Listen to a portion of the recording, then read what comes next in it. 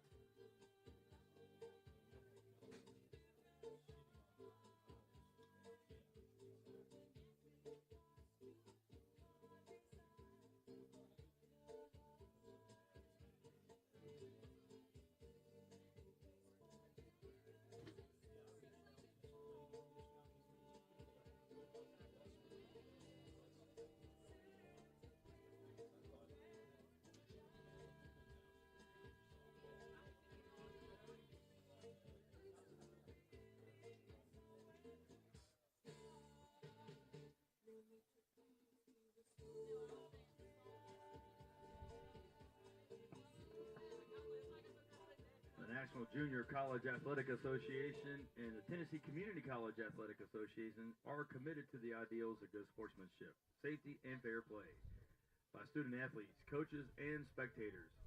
We ask that all spectators, coaches, and student athletes to show respect for the opposing team, game officials, and each other.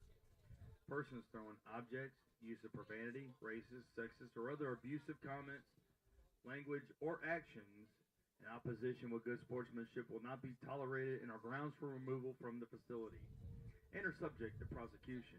Your cooperation is greatly appreciated. Hey fans, be sure to check out the Game Time Sports Network at GameTimeSportsNetwork.com to see the live stream or rewatch any of the action that you might have missed from the 2026 TCCAA Region 7 Softball and Baseball Tournaments. Also, fans, if you're getting hungry, we got you covered. Chick-fil-A is open, and we've also got some great options here at the concession stand located at the bottom of the press box for snacks and drinks.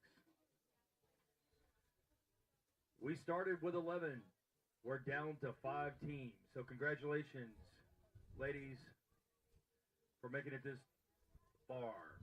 Winner of this game will play again at 5:30 this afternoon, currently scheduled for 5:30 against the Eagles of Dyersburg State. Immediately following this game, we'll have big action here as the Pioneers of Volunteer State and the Tigers of Chat State. The game will take place, currently scheduled for 3 o'clock. So action continues as this is game 2 of 4 today.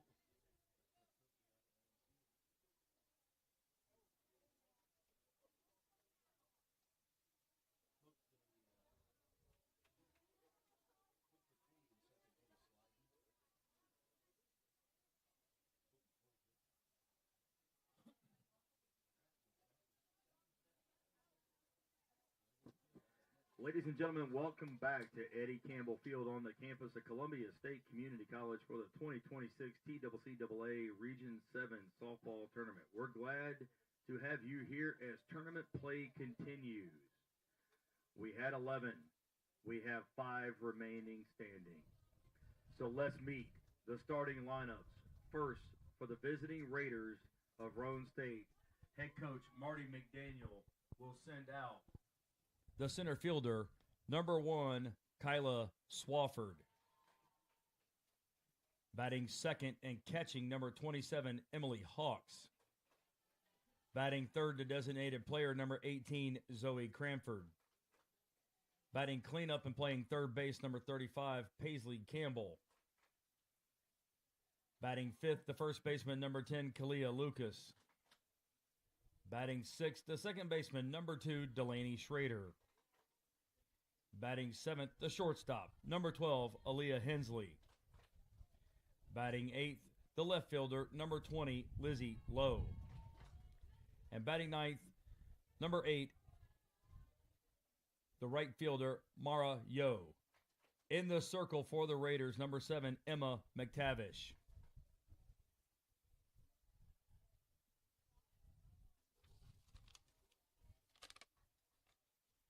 And now the Lady Senators from Walters State with head coach Brittany Purser leading off and playing center field, number 9, Addison Beach. Batting second and catching, number 6, Casey Pillion. Batting third, the first baseman, number 24, Elena Ross.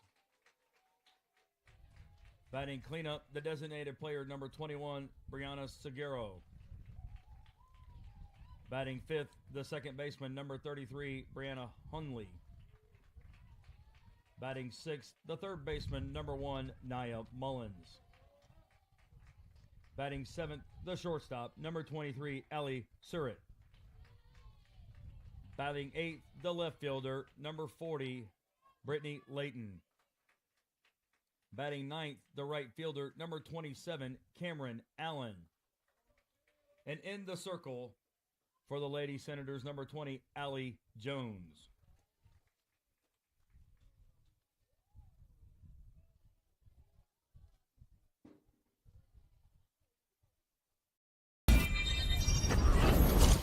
The following is a presentation of the Game Time Sports Network.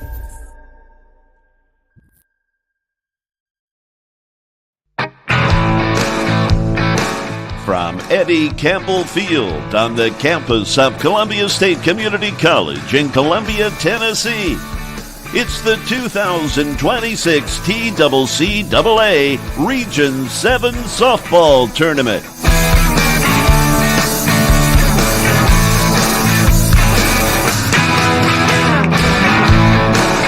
And now, from Eddie Campbell Field in Columbia, Tennessee, it's game time.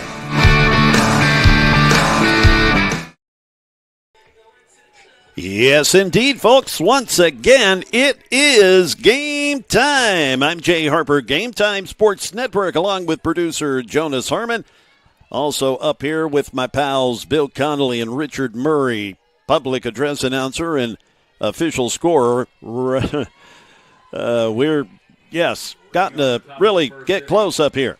We have no choice. But here we are, Roan State and Walters State getting after it in Game 2 here at the TCCAA Softball Tournament, Eddie Campbell Field, on a lovely Monday in Columbia, Tennessee.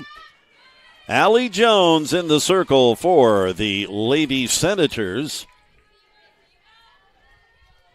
And the first batter she faces is the center fielder for the Lady Raiders of Roan State. This is Kyla Swafford.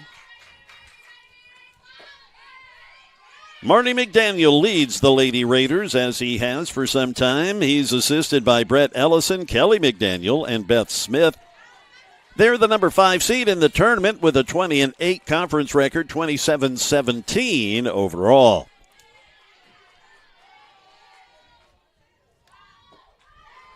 Swafford, the center fielder, will be followed by the catcher, Emily Hawks, and then it's the designated player, Zoe Cranford. Swafford, a .322 batting average. Show and bunt, but she doesn't meet it. She skips down to first base with the walk from Allie Jones.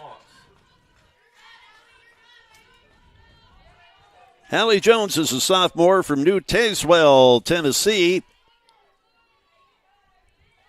This her 19th start of the year, 27th appearance overall, 65 and a third innings of work coming into today with a 4-6 record, 5.68 earned run average as she hurls in a first pitch strike to Emily Hawks, the Lady Raider catcher.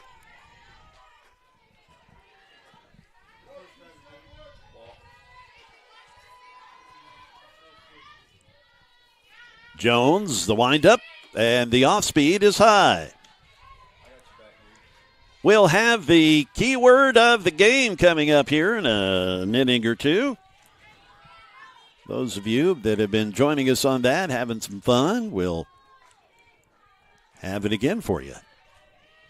The 1-1 pitch. That moves Hawks off the plate. And just barely getting in there, Kyla Swafford, a nice bump, pop-up slide.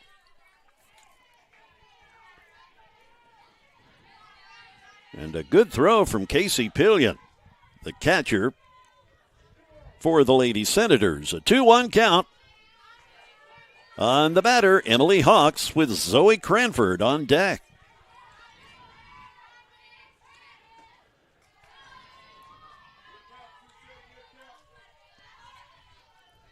Three balls and a strike with a runner on second. Nobody out.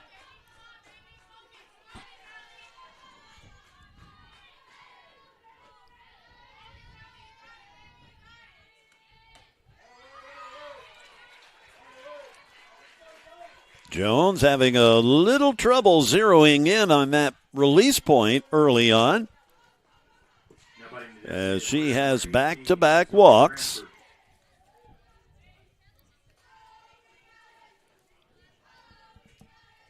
Zoe Cranford, the batter. She homered yesterday. That her 8th home run of the year. And it was a big 2-run homer.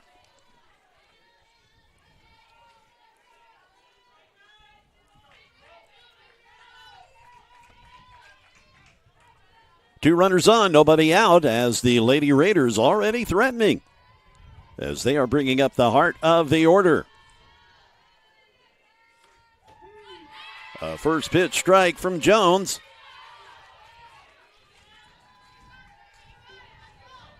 Cranford with a quick glance down to her head coach, Marty McDaniel, in the third base box, coach's box.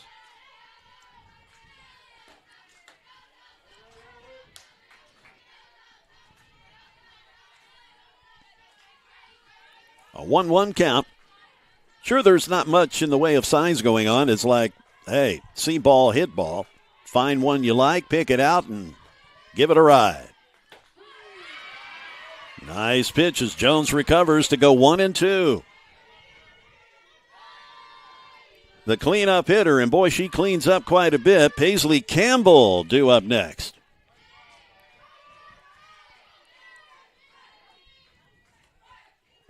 That glances off of Cranford's elbow. The hit by pitch, with the team leader in home runs stepping up to the plate with bases loaded and nobody out for the Lady Raiders. That would be their third baseman, Paisley Campbell. 18 home runs this season for Paisley. And she is just a freshman. Boy, what a bright future.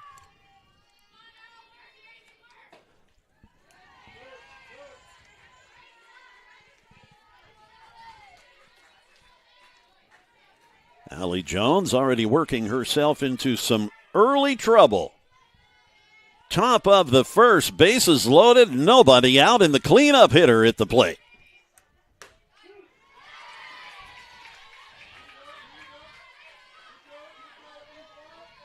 One ball, one strike.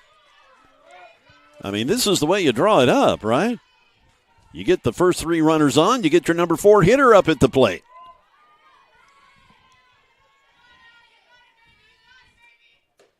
And a beautiful pitch from Jones. I think that kind of stunned Campbell a bit. The off speed, catching Paisley a little in between.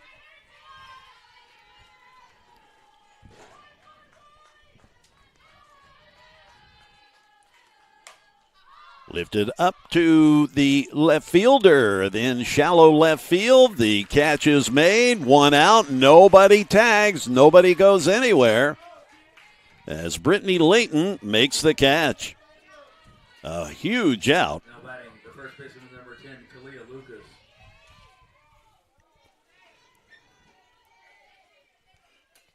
Walter State remaining, though, in a precarious situation with this young lady at the plate. That would be Kalia Lucas, the first baseman. She's second on the team in home runs with 11.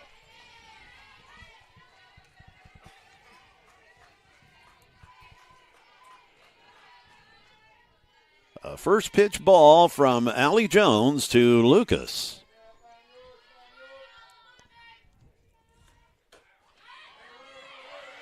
Lucas able to hold up, was tempted. The ball just outside, 2-0. Bags full of Lady Raiders. One out.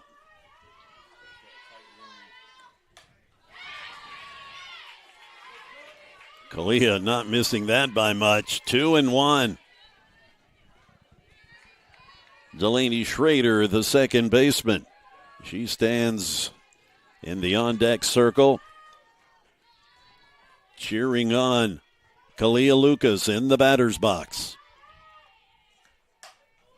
That is a base hit out to left field. One run scores. Another runner being waved across, and Cranford makes her way to third from first. It's a stand-up double for the first baseman, Kalia Lucas, to make it 2-0. As the Lady Raiders strike first in the top of the first.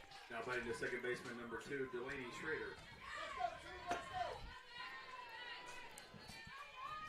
Delaney Schrader, the batter, with one out and two runners on.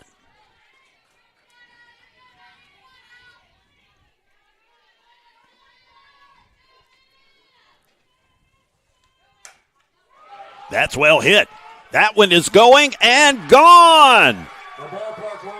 It's a 3-run homer for the Lady Raiders. Delaney Schrader coming through to make it 5-0. Allie Jones already knocked out of the pitcher's circle with just a third of an inning. And it looks like Summer Smith is going to come in and try to stop the bleeding. What a dramatic turn of events. The Lady Raiders coming out with hot bats to start things off in the top of the first. A 3-run home run by the second baseman, Delaney Schrader. That is her 6th home run this season. So she not unused to jogging around the bases. Again, Summer Smith will come in and assume the pitcher's circle.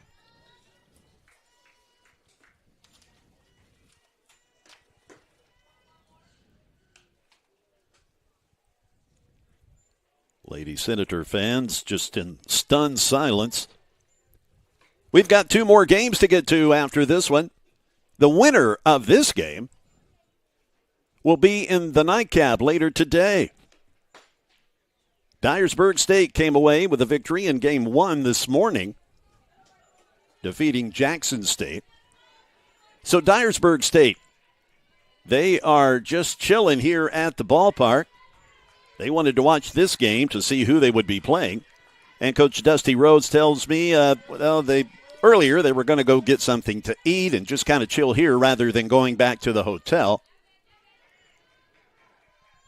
So will it be Walter State or Roan State that the Lady Eagles will be facing at 5:30?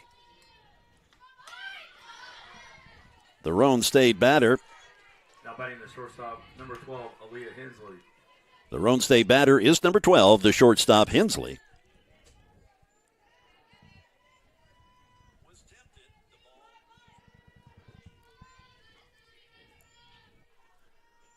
The 0-1, 1-1. Hensley hitting .311 this season.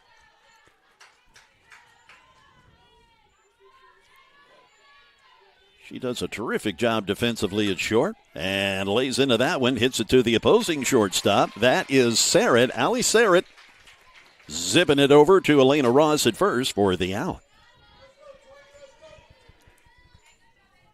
So Hensley grounds out. That brings up the left fielder, Lizzie Lowe.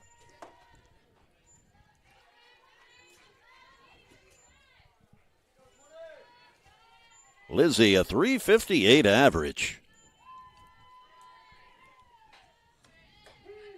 Looks at a first pitch strike from Summer Smith, who has come in to try to shut down the momentum already created by these Lady Raiders in the top of the first.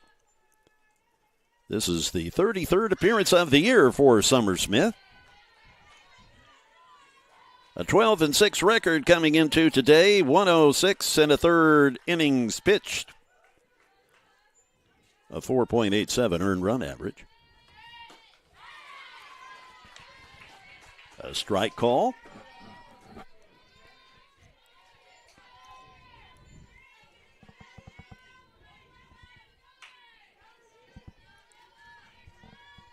The 1-2 coming and fouled.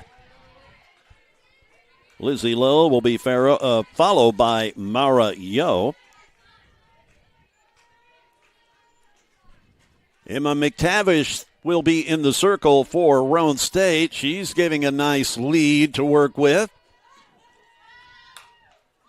A half swing over to third, and the first baseman Ross can't handle the throw from Mullins. The throw on target, but Elena just not able to squeeze it.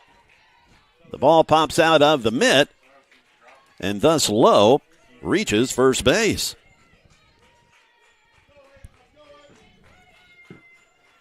I'm guessing that would be ruled an error.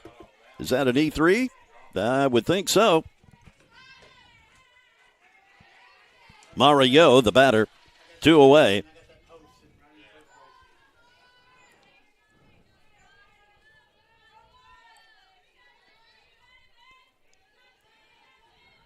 Summer Smith winds up, fires it in. Just off the plate to go 2-0. Mario, the number 9 batter. So the Lady Raiders have almost gone entirely through the lineup. Well, they have gone through the lineup, looking to get back to the top of the order with the number 9 hitter up.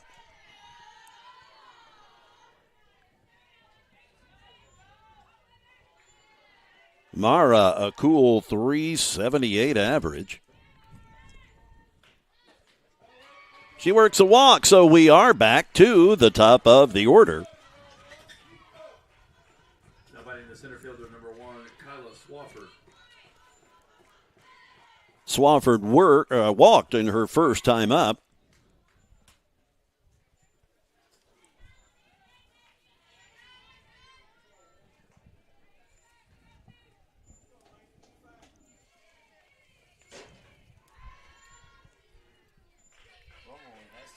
Casey Pillion with a brief little chat with Summer Smith, the catcher Pillion.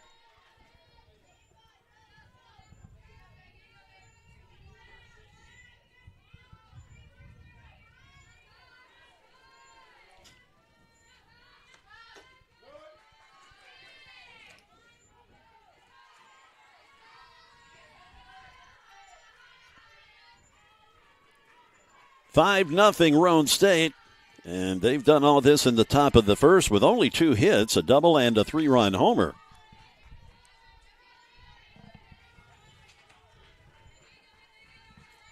The leadoff walks in the top of the first, coming back to bite the Lady Senators. The batter at the plate right now walked, and so did Emily Hawks, the next batter coming up.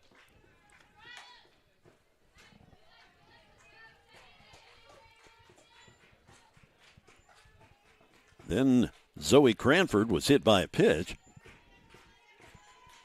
And Paisley Campbell, she fouled out, or flied out. Then Kalia Lucas got up, hit that double to knock in a couple. And then Delaney Schrader's big 3-run blast puts it at 5-0.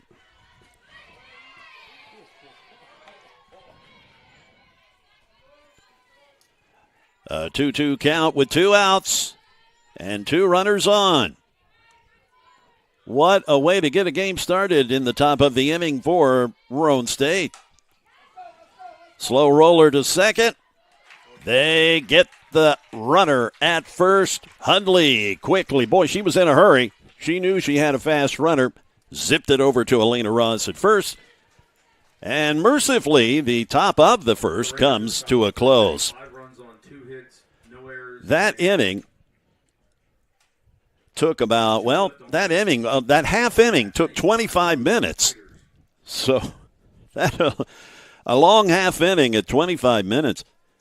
Let's step aside briefly. We've got some promotional announcements from some of the fine TCCAA institutions. Let's get to them now on the Game Time Sports Network.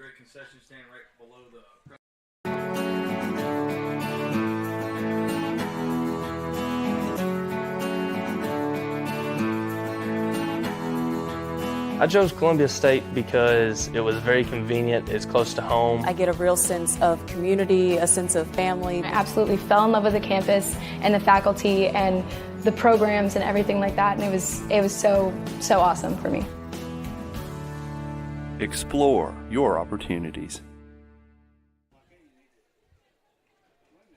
Ball State is amazing. Here you'll get a top-notch education with professors who inspire, and with Tennessee Promise or Reconnect, it can be very affordable. Ball State offers small class sizes, 4 convenient locations, and we are big on experiences. Whether you thrive in the lab, the studio, the field, the classroom, or just enjoy hanging around campus, join the family. Go to ballstate.edu to get started. Back we are as Roan State jumping out to an early lead in the top of the first, and they have decided to replace their pitcher as Emma McTavish was listed in the initial lineup submitted by Coach McDaniel to be the starting pitcher, but now Zoe Cranford, who's the DP, she in the circle for the Lady Raiders. And she faces Addison Beach, the leadoff batter for Walter State.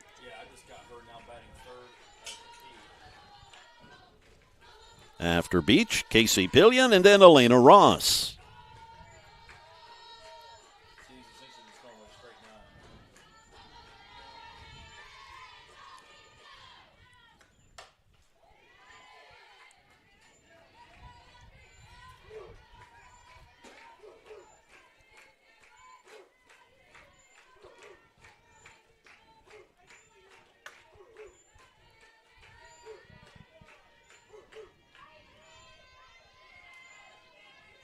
We'll get to Zoe's pitching stats here in a moment.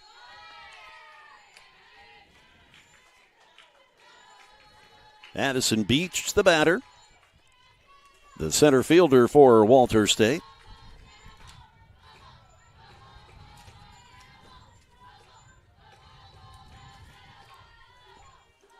Beach with a .524 batting average. She was the conference leader in that category. 4 home runs, 33 RBI.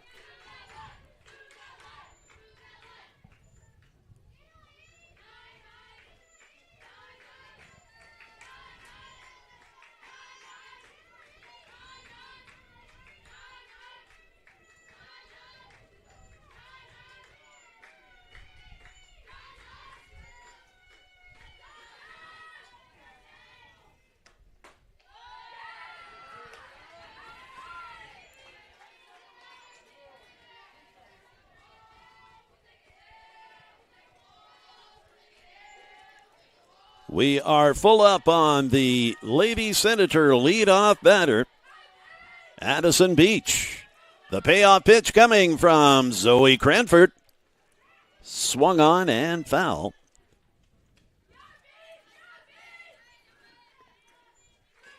This is Cranford's 20th appearance on the season. She's got 14 starts this year in the circle. A 7-5 record, 79 innings of work, and a 2.30 ERA.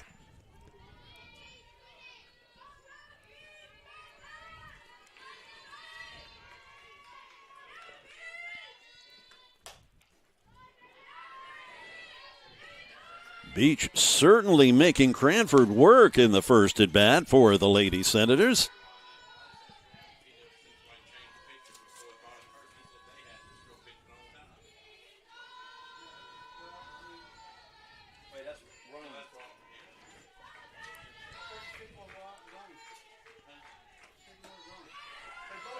Beach finally wins the battle with the base on balls. Again, she is the conference leader in batting average at, well, she's hitting .524 coming into today's game.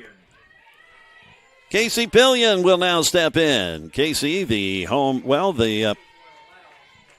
catcher for the home team in this one.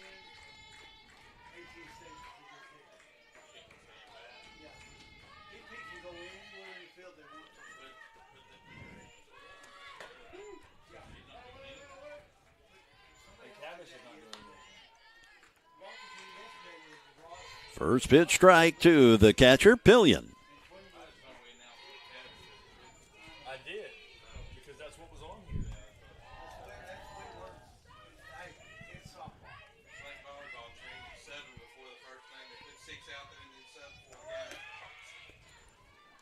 Diving into second base and stealing the bag is Addison Beach.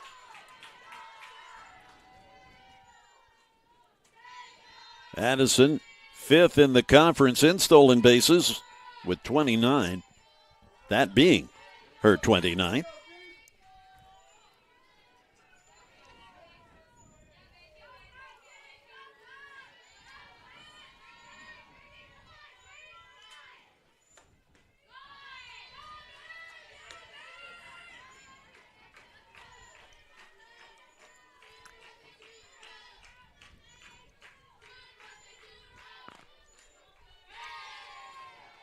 Cranford with the look into the dugout.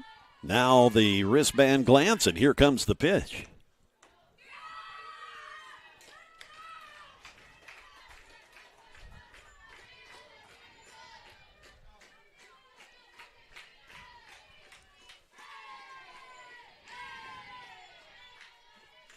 The 3-1 coming from the pitcher, Zoe Cranford. With a runner on second and nobody out. Oh, that way high as that got away from Cranford. Walters State here in the bottom of the inning, getting some things going with nobody out and two base runners, setting the stage for the first baseman, Elena Ross.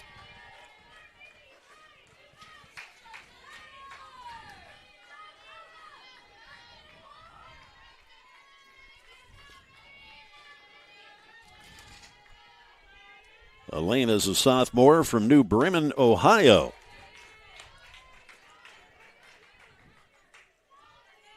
Eight home runs to her credit this year.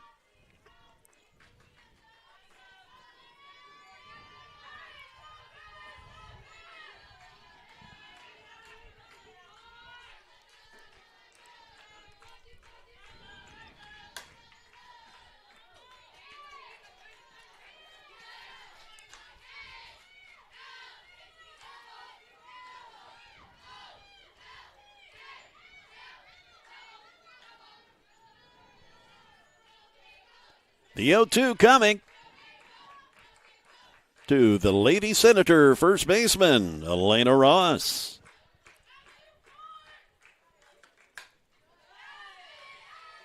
The count staying at 0-2. Brianna Silguero, the DP, she is twisting that bat, waiting to get in the batter's box. She is in the on-deck circle.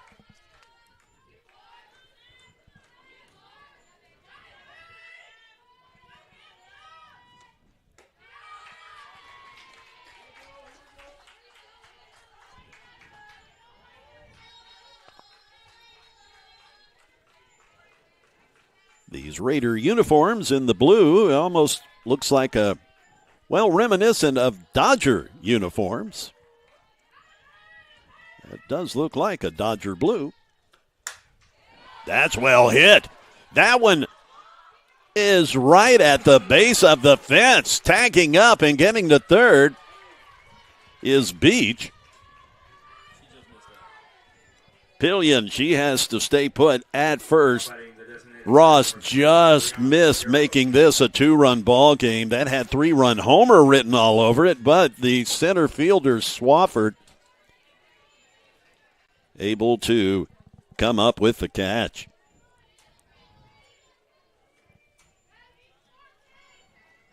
One away for Silguero, the designated player now at the plate.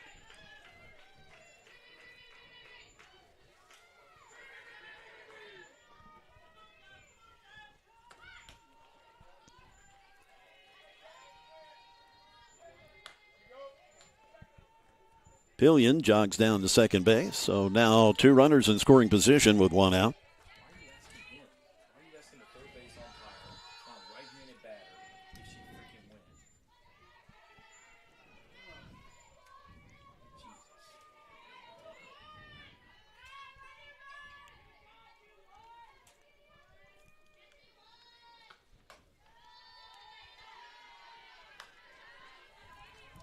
A 2-0 count.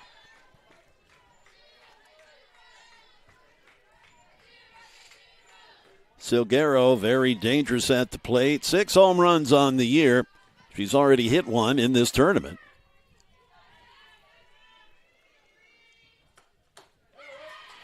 She's going for another one there.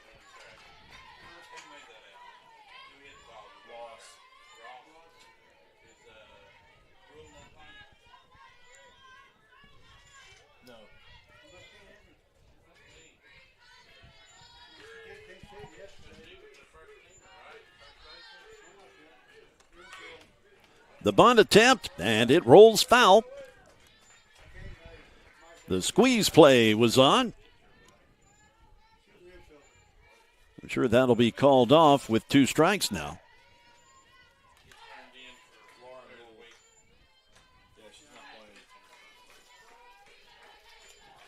The count at 2-2.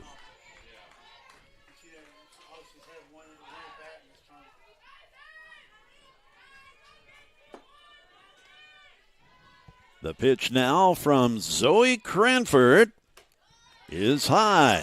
We go full at 3-2. A pitch away from loading him up.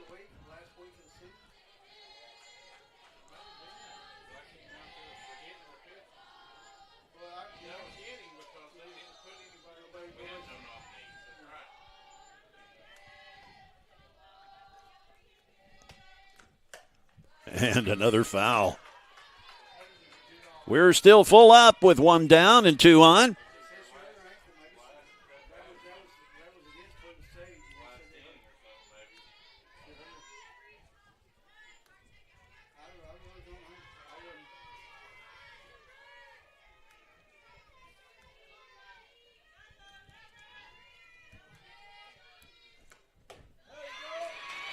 Bases loaded.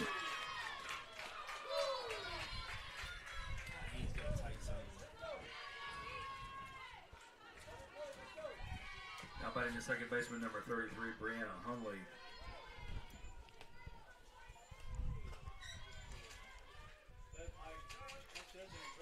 Brenna Hunley, the batter.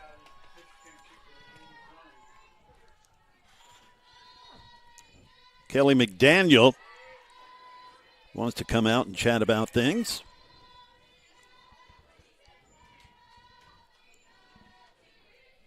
Two more games follow this one. And boy, the next one is perhaps the collision course game that many have been waiting on. It'll be the number 1 seed against the number 2 seed.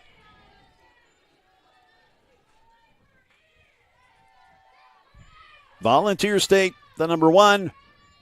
Chattanooga State, the number 2.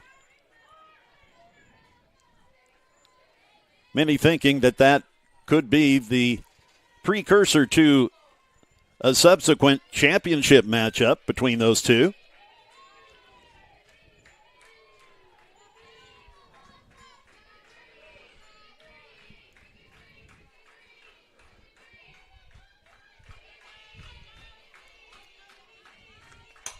Right back to Cranford. A run scores. Bases remain loaded. No outs collected there. As the ball ricocheting off Zoe Cranford's shoe. And no one able to come up with the softball to make a play. And the third baseman, number 1, Nia Mullins.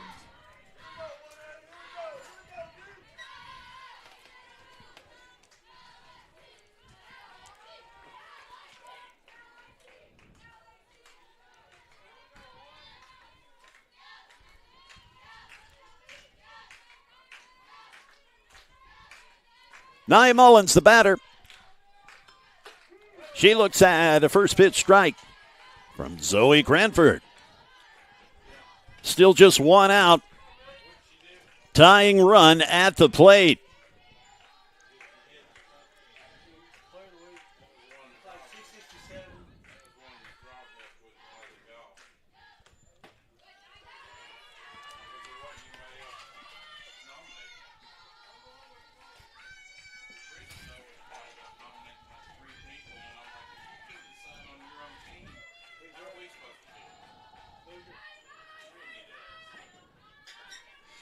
The 1-1 coming. And it's a called strike. 1 ball, 2 strikes with 1 out. The Lady Raiders jumping out to a 5-0 lead, but here are the Lady Senators doing their part to continue to threaten.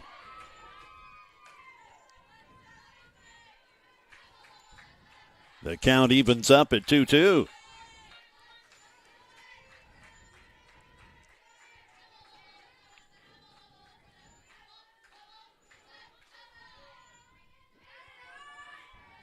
With 1 out and bases loaded, Cranford delivers. Lifted out to center field. The catch is made. The runner tags at third. And the runner tags from first to second and second to third. So adding another run to the board as the Lady Senators chip away and make it 5-2. 2 outs.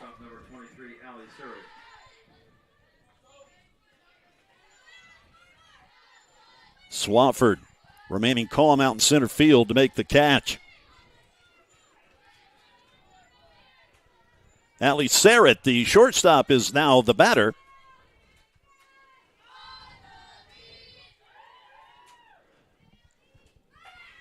Dropping a bunt.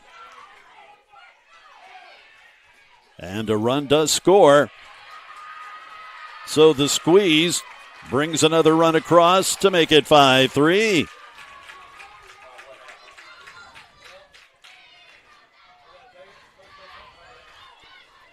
Sarrett drops the bunt.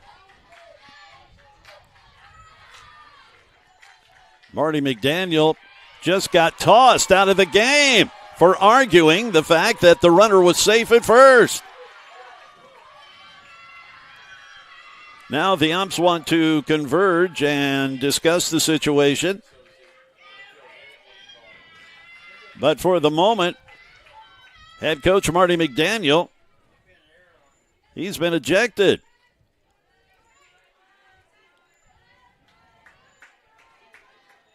This an all or nothing game for both of these teams. Emotions running high, as you can well imagine.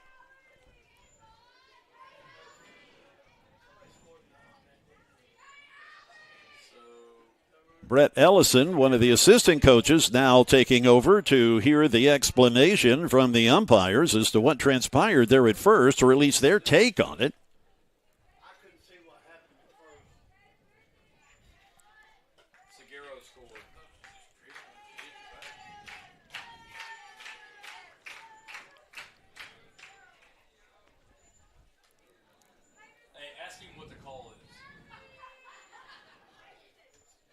So the assistant coaches, Ellison and Kelly McDaniel, they walk away from the umpires.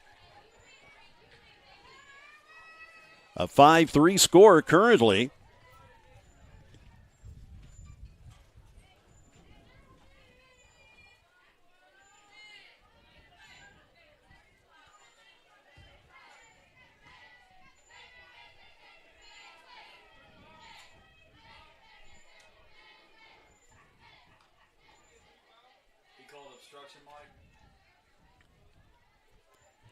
We are trying to get a definitive explanation on the call.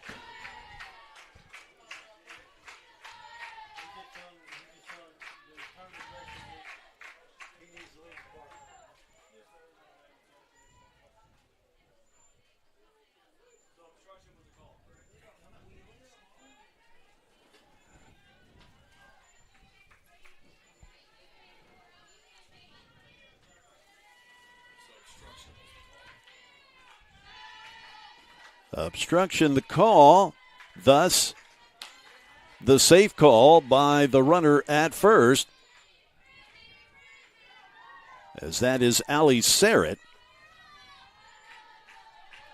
2 runners on, 2 outs, 5-3 score.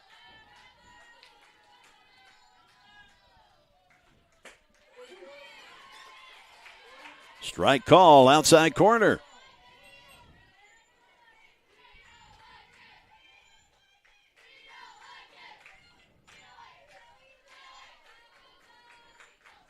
The 1-1 coming with 2 outs and 2 on. Laid down to third base. And the catch cannot be made. Campbell fielding it. And Lucas couldn't squeeze it. That will load up the bases for the next batter with 2 outs. Tying run in scoring position at second base. A go-ahead run at first. The Lady Raiders exploding in the top of the first. And, the Lady Senators saying, hold my, chocolate milk. They are, for the most part, underage, of course. First pitch strike to the next batter. This is Cameron Allen.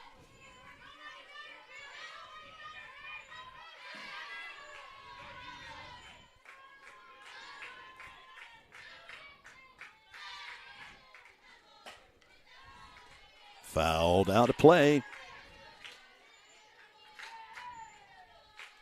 Brittany Layton at first base. Allie Sarrett at second.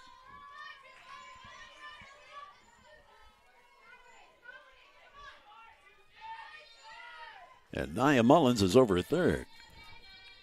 The pitch now. That pushes Allen off the plate.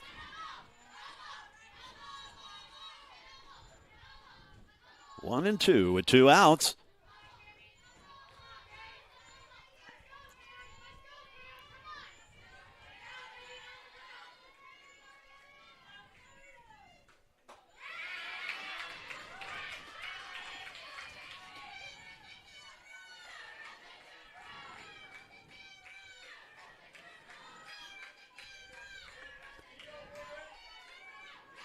Zoe Cranford, a look into the Roan State dugout.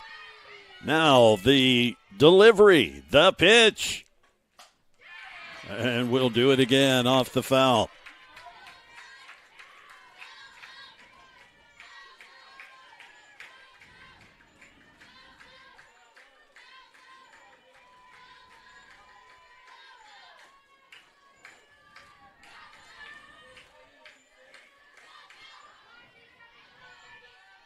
The 2-2, bases loaded, 2 outs.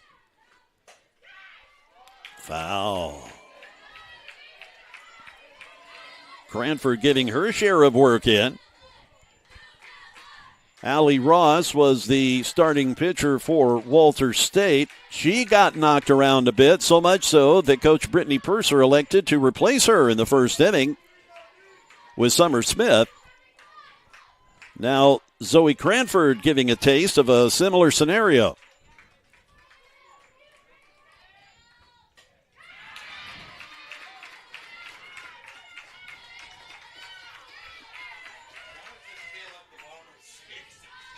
Cameron Allen. She is certainly getting to see a lot of Zoe Cranford pitches.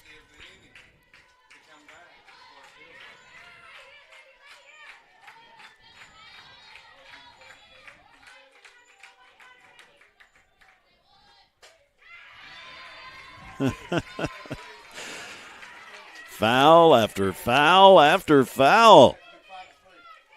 We're not even done with the first inning, and we've already played over an hour. 35 minutes for the top of the first, and we're at about 30 minutes now for the bottom of the first inning. Cranford delivers another. And the out made at second base. So the inning coming to a close on the Game Time Sports Network. Ball State is amazing. Here you'll get a top-notch education with professors who inspire. And with Tennessee Promise or Reconnect, it can be very affordable. Ball State offers small class sizes, 4 convenient locations, and we are big on experiences. Whether you thrive in the lab, the studio, the field, the classroom, or just enjoy hanging around campus, join the family. Go to ballstate.edu to get started. In 1967, West Tennessee's first community college opened its doors. In the decades since, graduates have made a name for themselves as healthcare professionals, community leaders, business owners, veterans, educators, and so much more. With 3 generations of Jackson State graduates leading the way, the future has never looked brighter for West Tennessee. We are your community college. We are Jackson State. All right, folks, we're back here. Jay taking a quick break here as we go to the top of the second inning here. Raiders now stick with us. My goodness, what a long first inning here. We're going to lead off the top of the second inning with Emily Hawks. And now batting the catcher, number 27, Emily Hawks. Emily walked her first time and came around the score, one of the 5 runs there for the Raiders. In there 4 strikes, she takes that one. Clarification from the umpire, obstruction on the first baseman was the call, which would created all the controversy in that bottom of the first inning on the ball hit by Allie Surratt. The delivery off the plate there evens up the count at 1-1. 5 runs on 2 hits there for the Raiders, and the Senators, Lady Senators, respond with 3 runs on 2 hits of their own. Swung on and hit into left field. Unable to come up with it is the left fielder, Brittany Layton, and into second base with a double is Emily Hawks. Now batting the pitcher, number 18, Zoe Cranford. And as you heard me just say, that'll bring up Zoe Cranford with a runner in scoring position in Hawks. And this game is going to be a dandy. Knock on wood, we have been playing on schedule or ahead of schedule for the entire tournament. And now the Raiders and Senators have decided that this is going to live up to be the billing of a great softball game. So far, it has delivered in the first inning here. So tune in, strap in, and hold on, because this could be an outstanding game here. Over but low. Umpire with a, I would say, a very small strike zone, but he is consistent. So and that's all you can ask for from umpires. The delivery, the 2-0 is in there for a strike. 2-1 now to Zoe Cranford. Zoe hit by a pitch in her first at bat. She came around to score as well.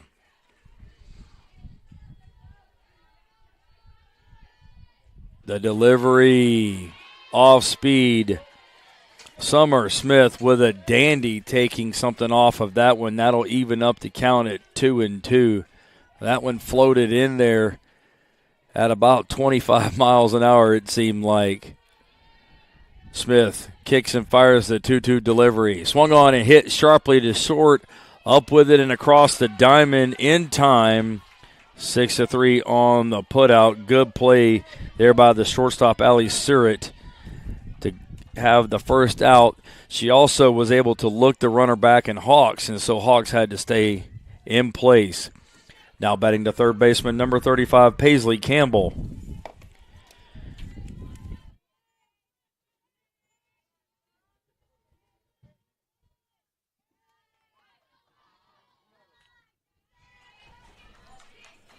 Paisley Campbell up at the plate as Bill Connolly and I swap off.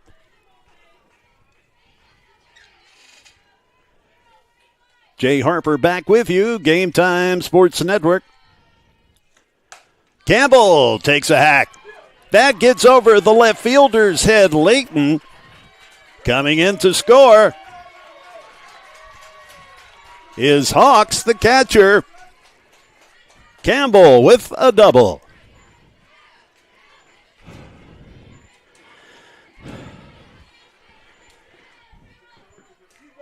Now batting, the first baseman, number 10, Kalia Lucas.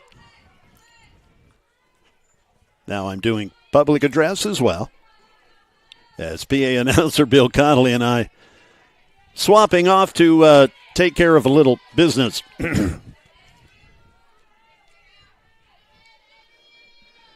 A runner on, 6-3 now. As Hawks scored, the Lady Raider catcher.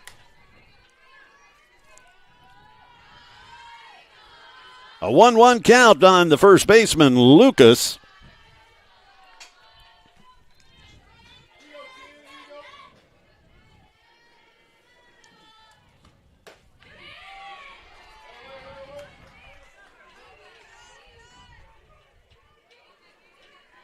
Kalia Lucas, she doubled her first time up.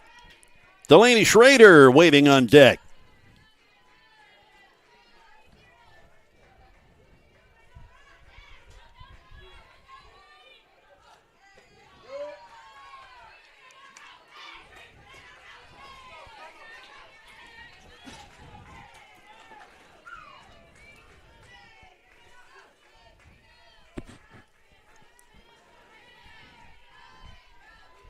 The 2-1 coming with one out and a runner on.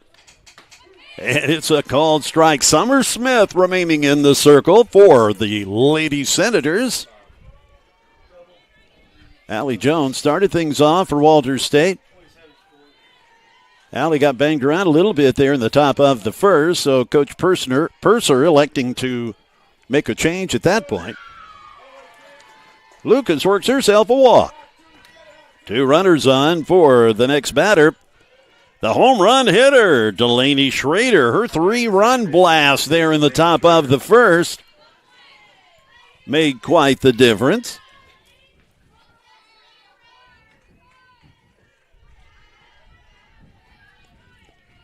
Aaliyah Hensley waits on deck.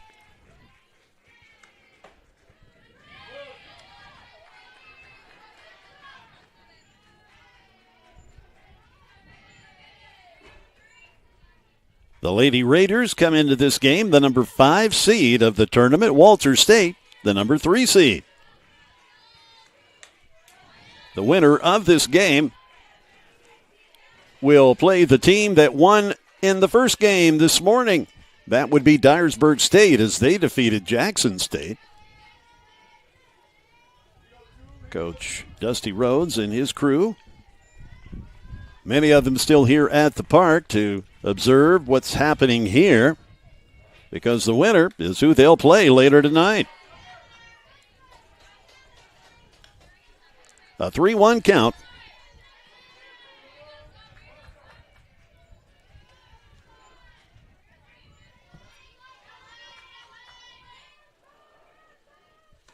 Make that 2-1. Foul ball.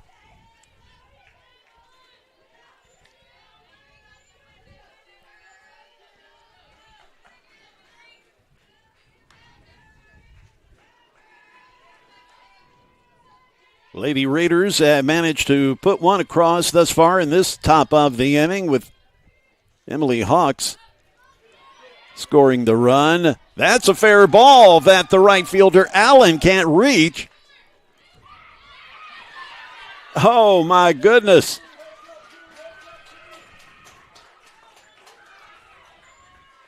Schrader, she was hung out to dry there in between first and second.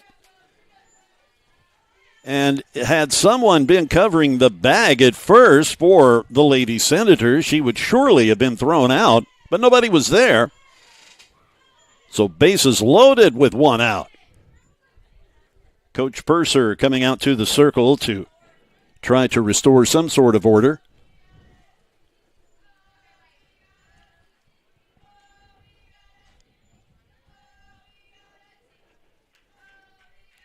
As mentioned, the winner of this game takes on Dyersburg State. That's a 5:30 scheduled start. After this game, though, hang on, it'll be the number 1 seed Volunteer State Lady Pioneers against the number 2 seed Chattanooga State.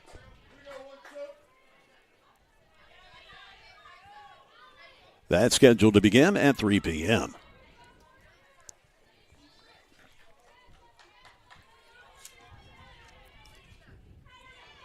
Aaliyah Hensley, the batter.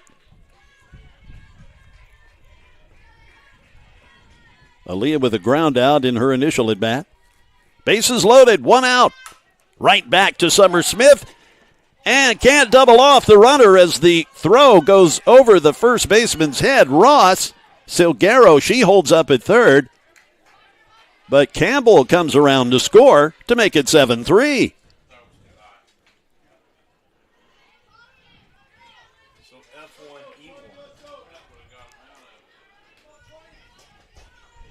So an opportunity to get out of the inning is squandered on the error, the throwing error from Summer Smith. Had the throw been on target, they surely would have had the runner doubled off, and it would have been out of the inning.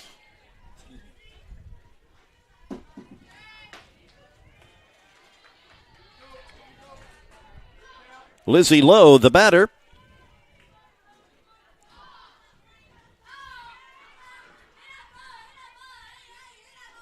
One ball, no strikes with 2 outs.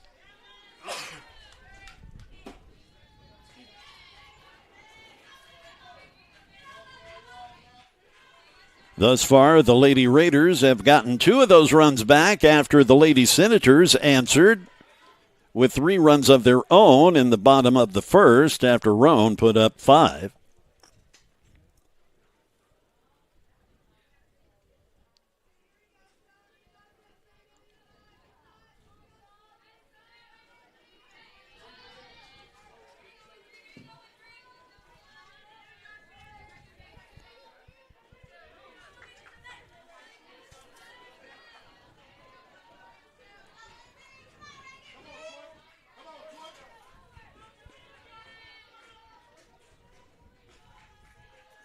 The pitch.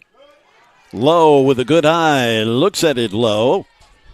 3 balls and a strike with 2 outs.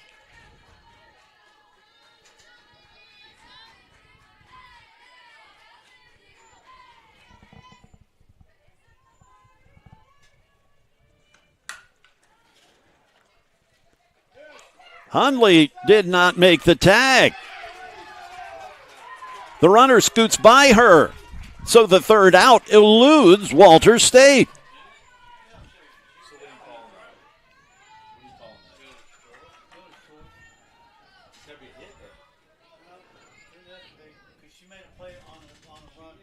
Delaney Schrader.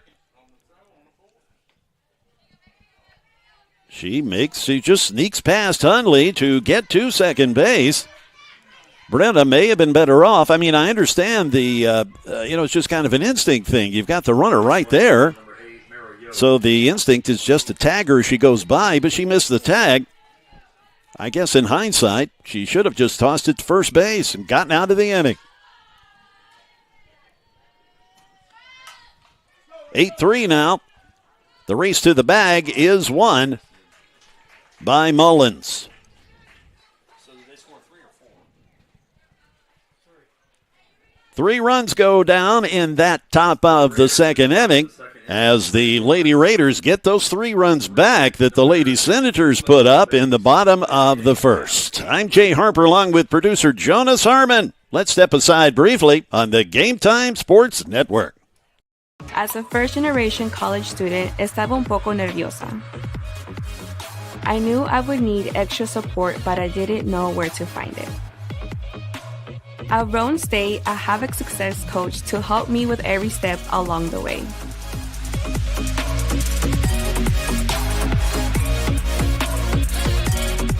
Para más información, visita la página roanstate.edu.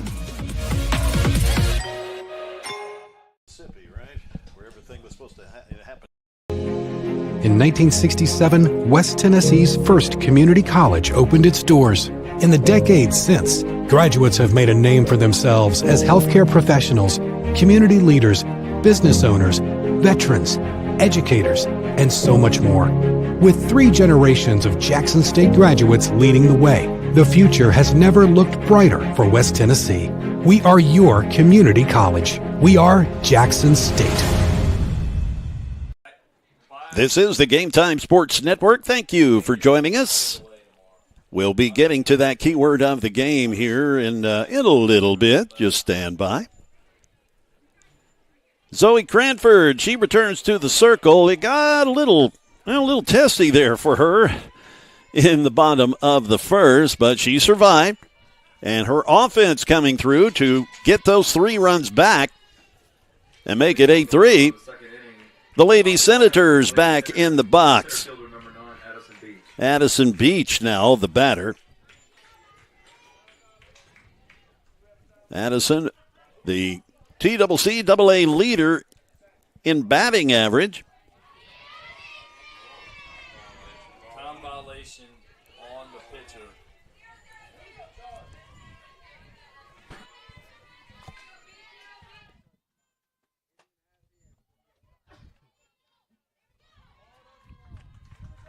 A fine play as the ground out happens.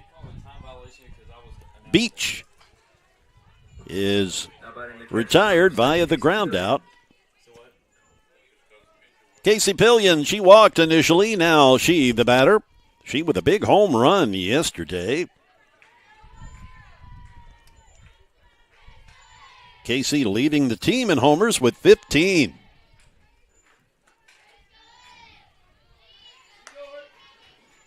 First pitch ball from Zoe Cranford.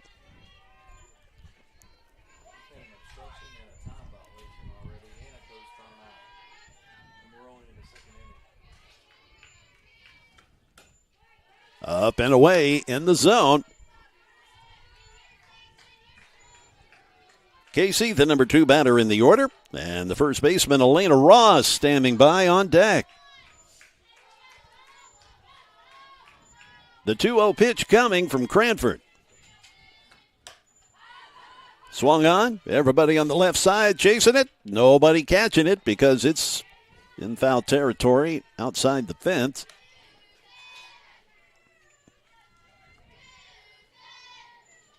So they put a strike up on the board, 2-1.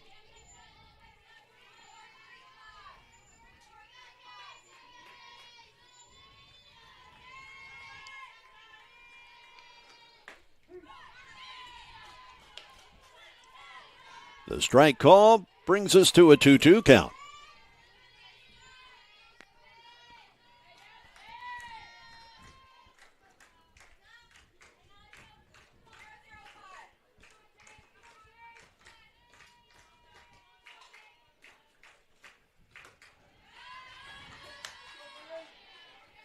Cranford trying to get a changeup up there. She did change speeds effectively, but missing the target.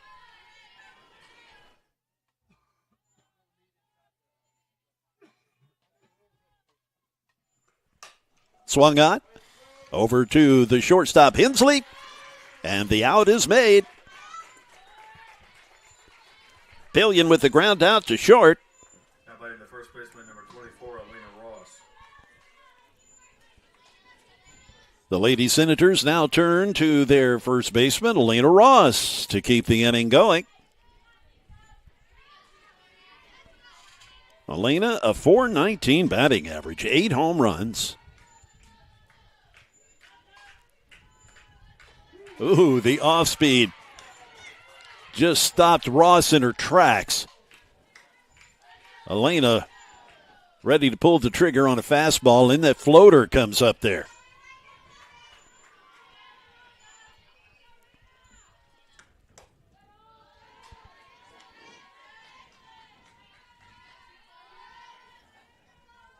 Nobody on base with 2 outs.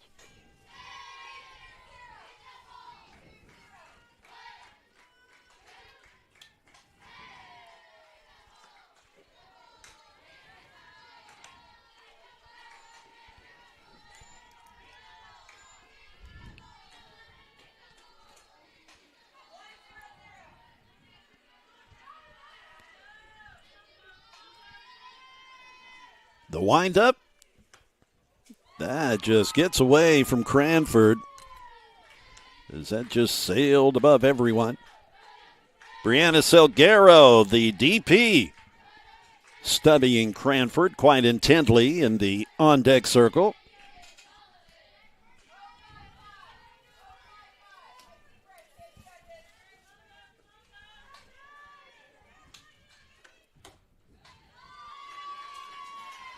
Cranford loses her. It's a 2-out walk, and up comes Salguero.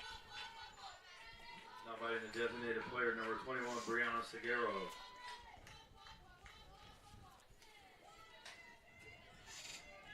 Do we have a word for game yet? It's the 4th inning is when that happens. It feels like we're in the 6th.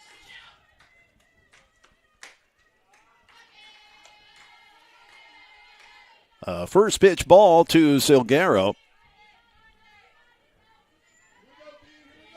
We're an hour and a half into this one, and we haven't even played 2 full innings yet. That first inning taking over an hour to complete. 35 minutes at the top of the inning for the Roan State Lady Raiders as they put 5 up. And then 30 minutes for 3 runs to cross in the bottom of the inning from the Lady Senators. So it took us over an hour to just get 1 inning done. The strike call.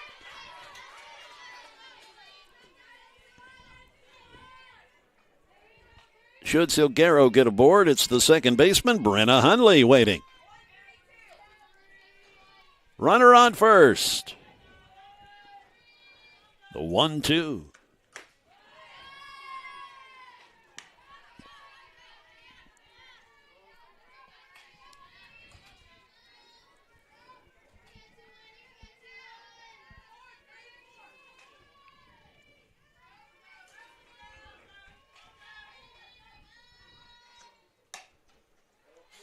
Roller over to Campbell. Paisley on target to retire the side. So the defense holds up for the Lady Raiders, leaving the Lady Senators scoreless in the bottom of the second. We'll keep it right here on Jay Harper, Game Time Sports Network, along with Jonas Harmon, the producer. So we've got 2 more games after this. No hits, no errors, and Volunteer State, Chattanooga State.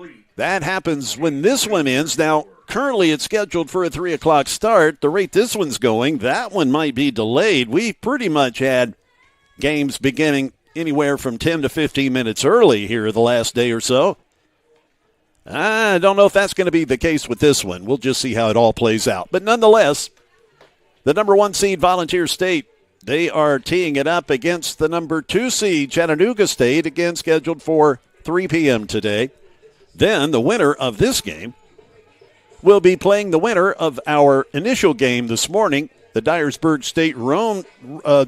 State Jackson State game, where Dyersburg State came out victorious. So whoever wins this, Dyersburg State will be their opponent, scheduled for the last game today at 5:30 Central Time. Tomorrow, 2 games on the schedule as the brackets start to narrow down. We'll have the winner of that Volunteer State Chattanooga State game face the loser of the 3 o'clock game versus the winner of the 5:30 game. And then we'll have a champ.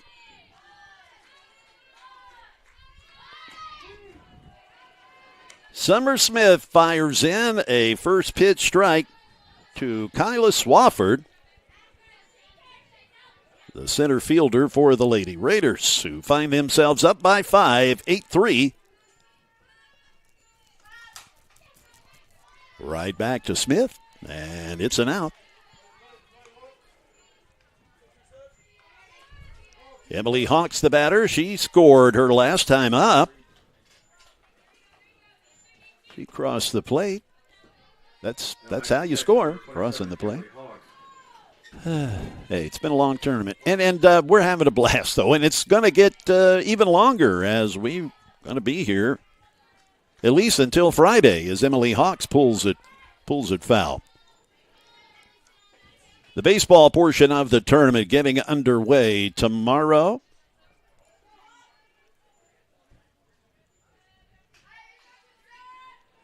And we're hoping the weather cooperates and we'll get those baseball games in and championship softball tomorrow.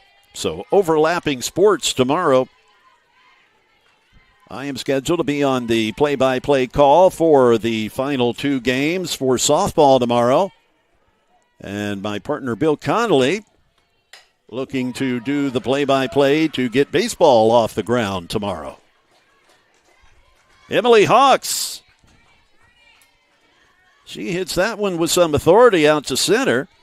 Now batting the pitcher number 18, Zoe Cranford. Zoe Cranford, the batter, the pitcher.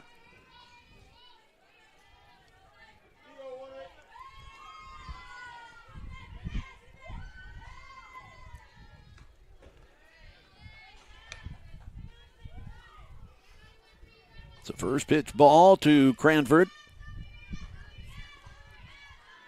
With the cleanup hitter, Paisley Campbell, awaiting on deck.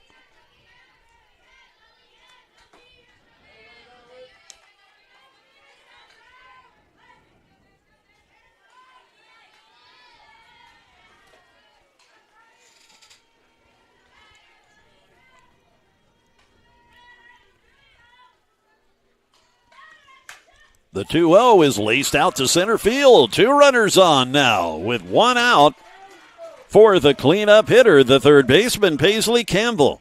Now batting the third baseman, number 35, Paisley Campbell. Back-to-back singles to center. Brings up Campbell. She already with a double today. Leads the team with those 18 homers, one of which happened yesterday.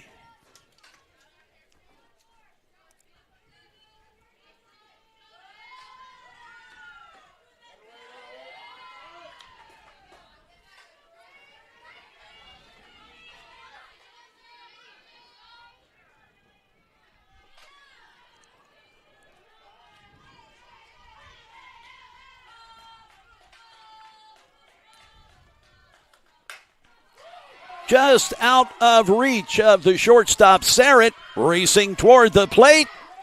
And sliding in safely is Hawks.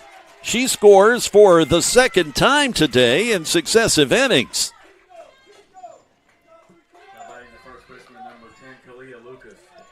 Paisley Campbell with the RBI single. Kalia Lucas, the batter. 9-3, our score. The number 5 seed thus far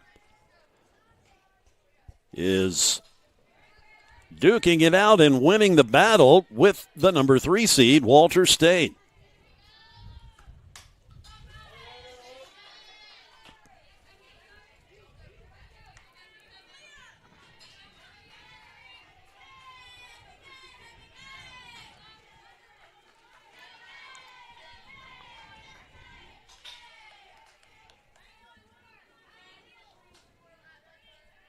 The 0-1 coming to Lucas.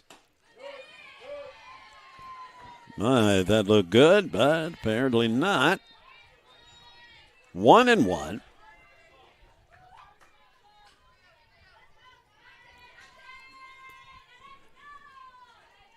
Brett Ellison coaching at third base for Roan State, where Marty McDaniel would normally be, but Marty was tossed out of this game. He was not happy with a call that happened at first base, and Marty apparently protesteth too much.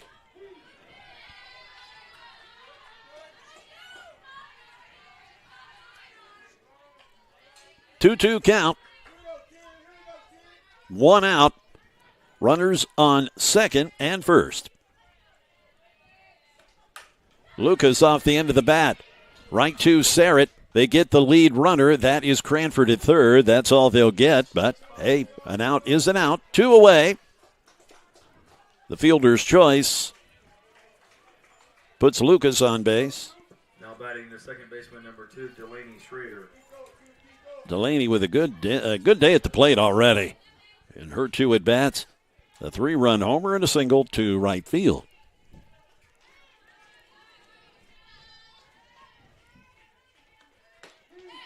First pitch strike from Summer Smith.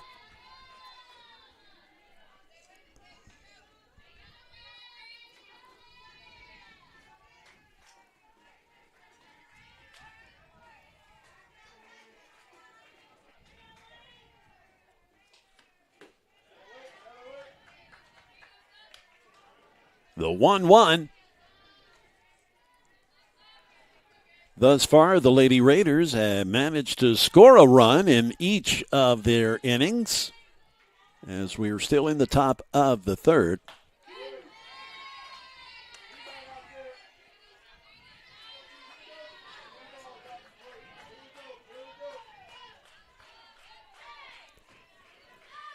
With 2 on and 2 out and 2 strikes, the pitch swung on. Back over to Sarrett, who flips it to Hunley. And the inning is done. But not before the Lady Raiders add one more to make it 9-3 on the Game Time Sports Network.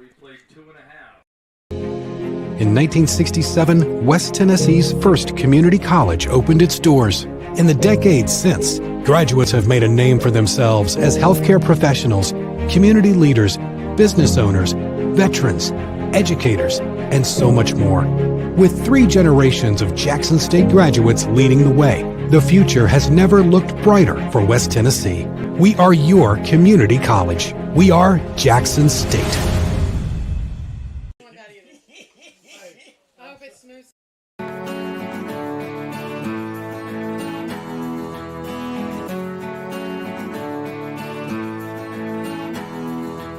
I chose Columbia State because it was very convenient, it's close to home. I get a real sense of community, a sense of family. I absolutely fell in love with the campus and the faculty and the programs and everything like that, and it was so awesome for me.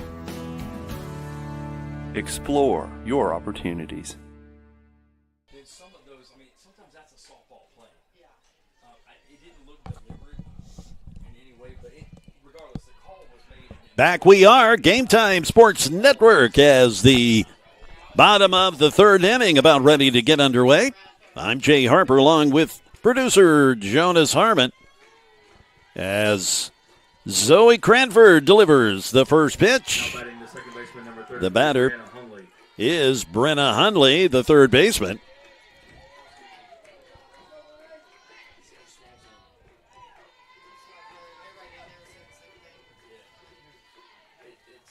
And Cranford wanting, all right, let's go through the signs again. All right, she delivers now. Swung on, right back up the middle, and that gets past Hensley. It's short.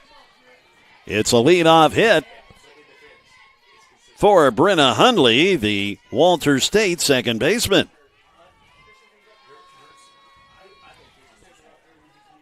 Nia Mullins is the third baseman, and now it's her time to step into the batter's box for Walter State.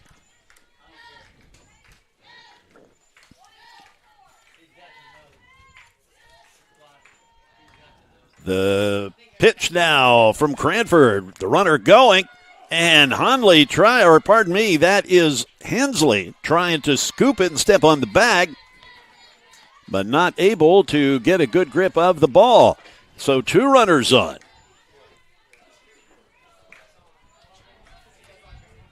Now batting the shortstop, number 23, Allie Surratt. Nobody out for Allie Surratt, the shortstop. I would think that would be an error on Hensley. Allie Surratt looks at the first pitch and was able to check her swing.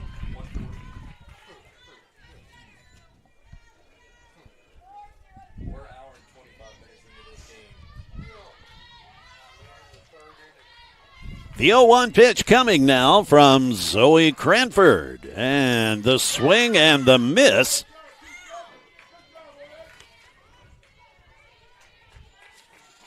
Allie Surratt, a .298 batting average. He has lifted 5 over the fence this season. She has an 0-2 pitch coming at her from Zoe Cranford. And that gets away from Zoe.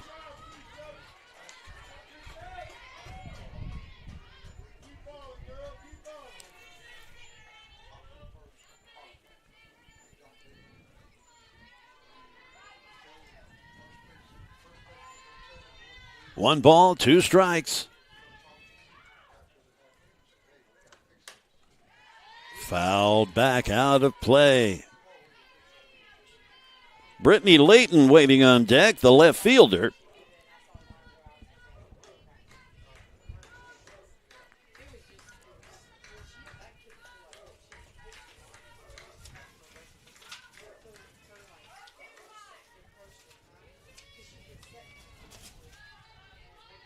The 1-2 coming from Cranford, and it is high.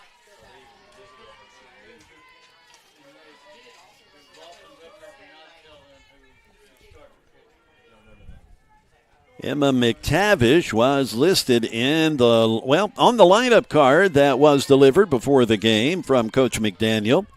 Cranford in the circle as that is lifted out to left field, drifting back, and making the over-the-shoulder catch is Lizzie Lowe. The runner's tag, but a fine defensive play from the left fielder. The over-the-shoulder catch, Lizzie Lowe.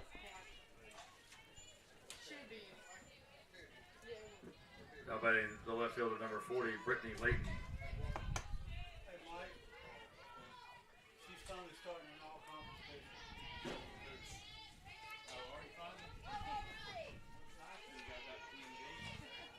Brittany Layton, the batter from the left-hand side, tries to drop a butt. There's Campbell, who comes in, lays out, and makes the catch. A hustle play by the third baseman for Roan State. And she'll probably have to dig some dirt out of her elbows. A pinch hitter stepping in now for Cameron Allen. This is Lily Killebrew. Killebrew batting for Cameron Allen. There's number 2, Lily Killebrew.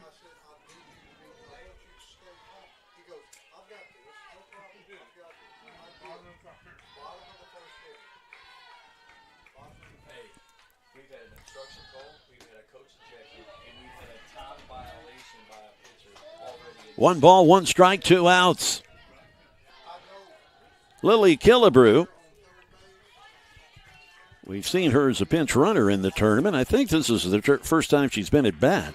I could be in error on that. She a Creekwood High alum out of Charlotte, Tennessee, there in Dixon County. She's a freshman. Many years ago, I called Dixon County Cougar baseball and softball on radio in Dixon County. And boy, that Creekwood-Dixon High rivalry was pretty intense, shall we say. Gosh, that was 20 years ago now.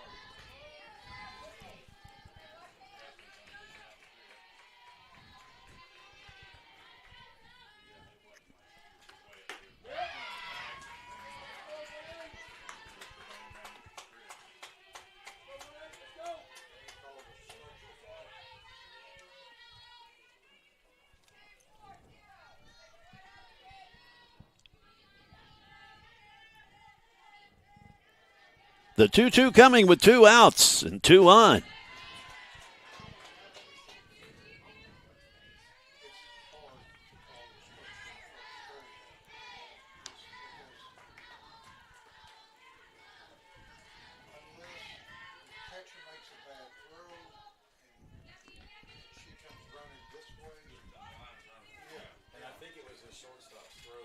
We'll do it again, the 2-2 with 2 outs, 2 on.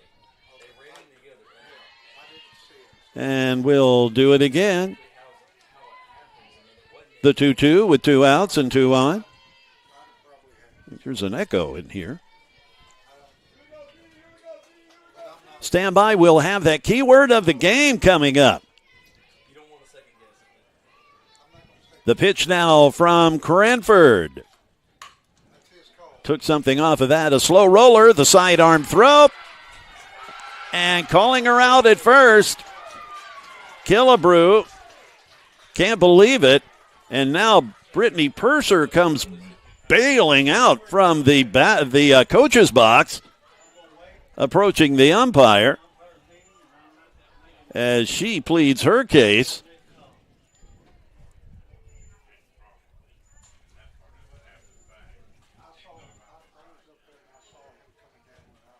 And not making any progress or any headway in that respect, which really, no surprise.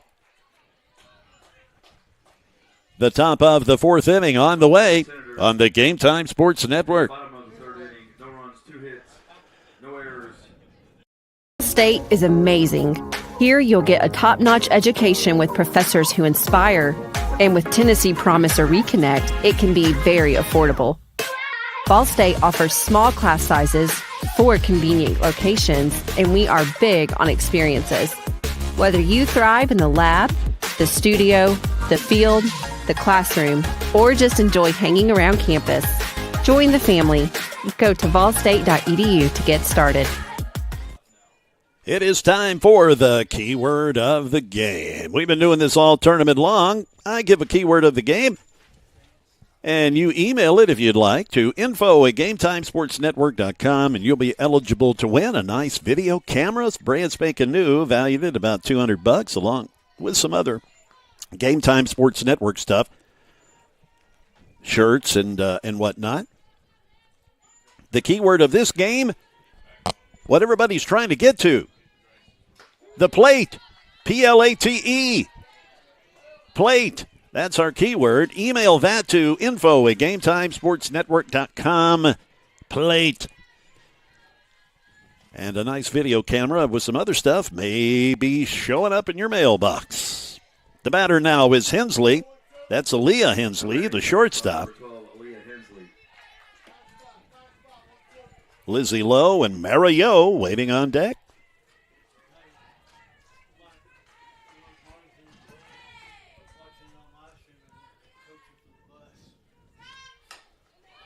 Slow roller over to third. Mullins fires it over to first to Ross for the out.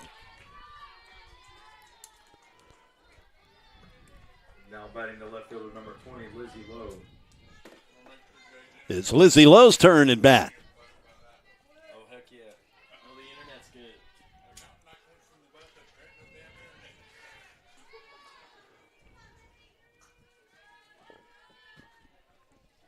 doing with the 30-second delay.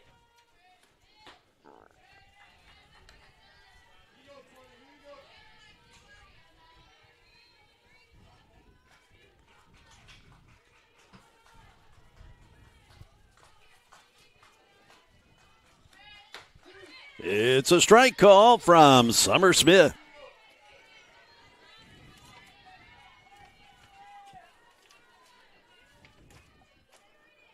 Lowe with a .358 batting average when the day started.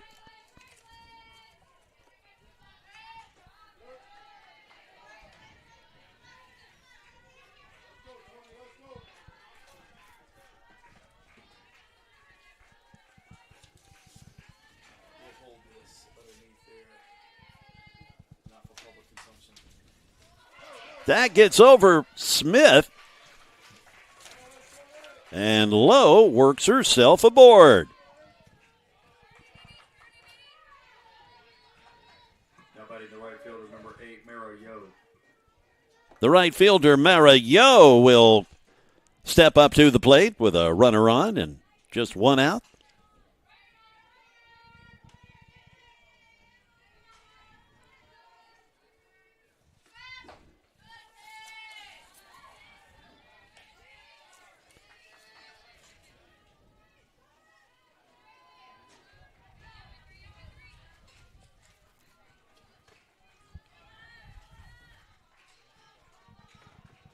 Summer Smith delivers.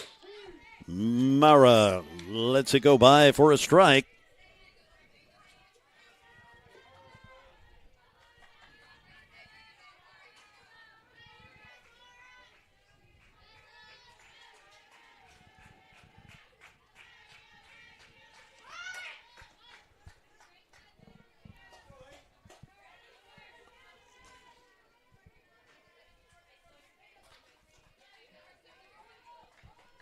One ball, two strikes on the right fielder for the Lady Raiders, who find themselves up by 6 in the top of the inning. The pitch by Smith. Swatted toward third, but it rolls foul. We're back to the top of the order on deck with Kyla Swafford. Again, our keyword of the game, plate, P-L-A-T-E. Email that into info@Gametime Sports Network, and you might be videotaping family with a, well, it ain't tape anymore, but you know what I mean, videoing family with a brand new camera that you might win from us.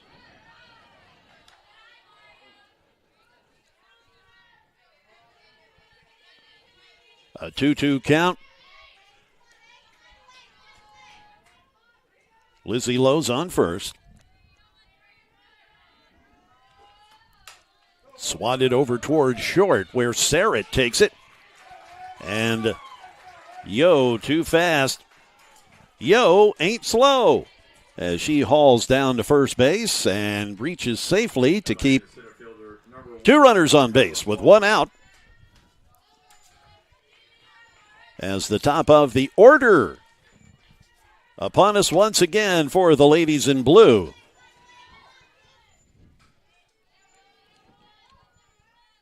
Smith delivers. Swung on, first pitch. Drawing a bead and making the play is Brittany Layton for the out. 2 away.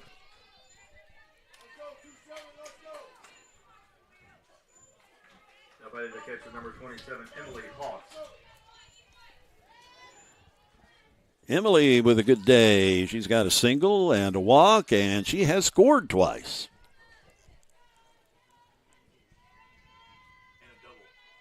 A double as well, so a extra good day.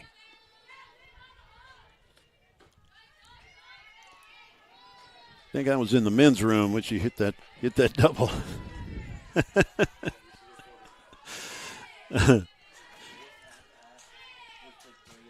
I know, TMI, right? 1-0, 2 outs. There's a strike from Smith.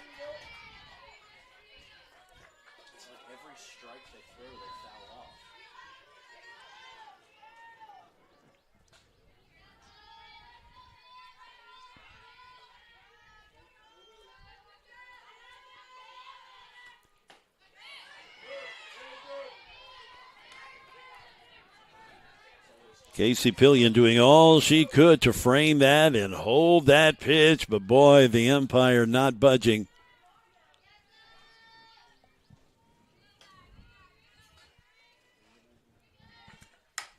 Swung on. Nicely fielded by Mullins. Nicely thrown by Mullins. That retires the side. So the first inning that Roan State has not scored. The score remaining at 9-3. After this game, it is a game that so many have been anticipating. The collision course will come to a head. The number 1 seed, Volunteer State Lady Pioneers. They'll be facing the number 2 seed, Chattanooga State. That's scheduled to begin in a little more than an hour. We might make that if things kind of just start going 1, 2, 3 here, but that has not been the case for the most part in this game, as it took over an hour just to get through one inning. But nonetheless, that is when it's scheduled, 3 o'clock. The winner of this game will then square off in the nightcap against Dyersburg State, who won their game against Jackson State earlier. So 2 more games on the horizon here today. Tomorrow is scheduled as championship day here for the softball portion of the tournament, and it is kickoff day for baseball tomorrow. 2 baseball games, 2 softball games on the agenda for tomorrow. We'll have all of them on the Game Time Sports Network. Yeah, we can, through the magic of technology, we can actually do multiple games at the same time. We'll have all those links and information at GameTimeSportsNetwork.com. And we'll also post stuff on social media as well. We're back to the top of the order for the Lady Senators. This is Addison Beach, the TCCAA leader in batting average, hitting over 500.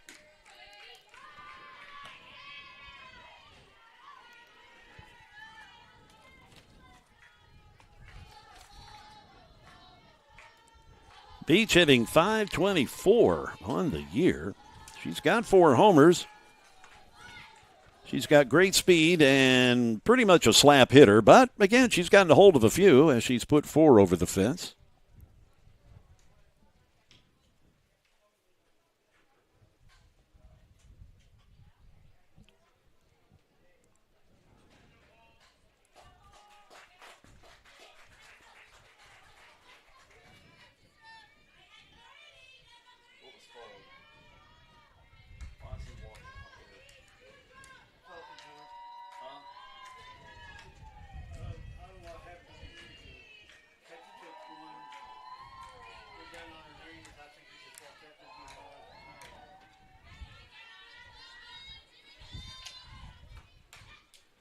Fouled back by Beach. Addison also with 28 stolen bases is what I meant to say. 28 stolen bases on the year.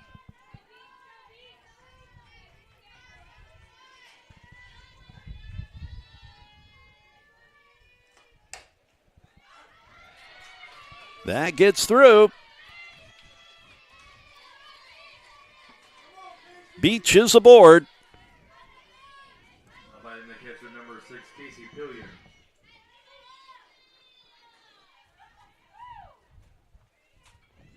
Casey Pillion, the Walter State catcher, now in the box. Casey leaving the team with 15 homers.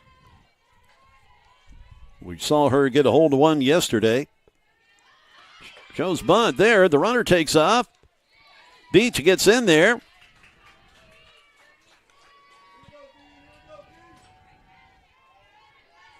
She now with 30 stolen bases, tied with Odell for Chat State. You'll be seeing her and the rest of the Lady Tigers in the next game.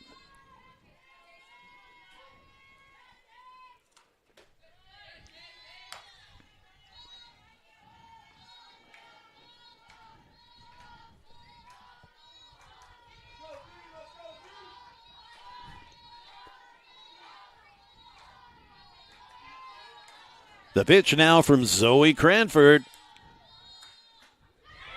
And just could not hold up. Pillion trying to check her swing, but ended up going around.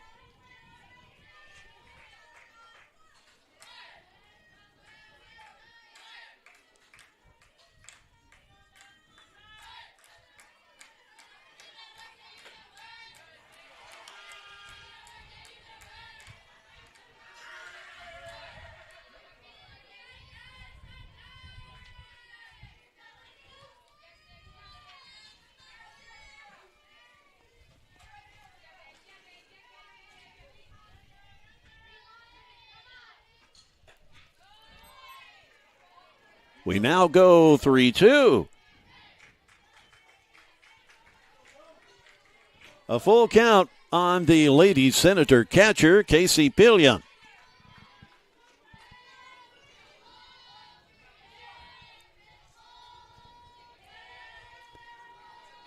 The payoff from Cranford is a ball. 2 runners on, nobody out.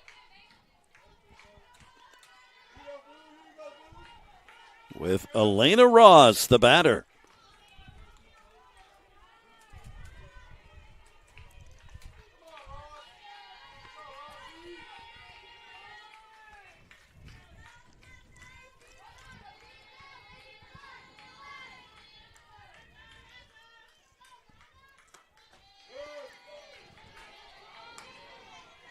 First pitch ball.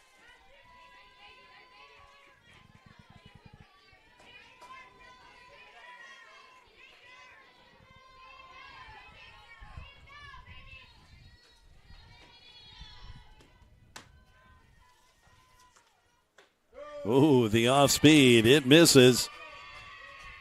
Trying to catch Ross off stride, but she doesn't budge.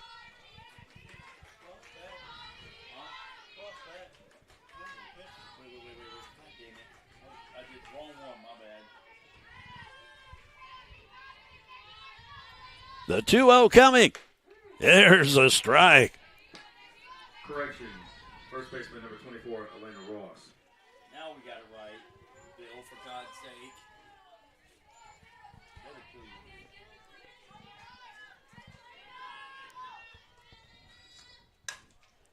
Pulled foul.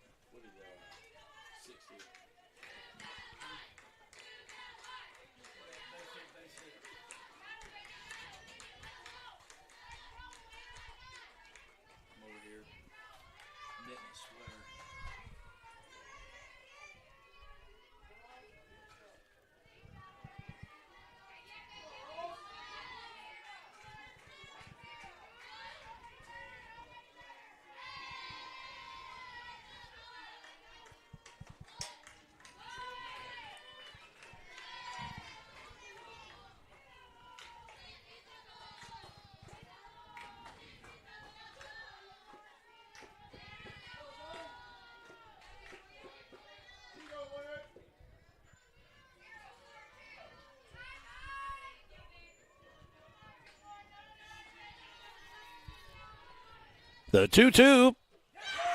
Down on strikes. The dangerous hitter, Elena Ross, is retired via the strikeout. Now batting the designated player number 21, Brianna Silguero. Silguero now the batter with the out on the board.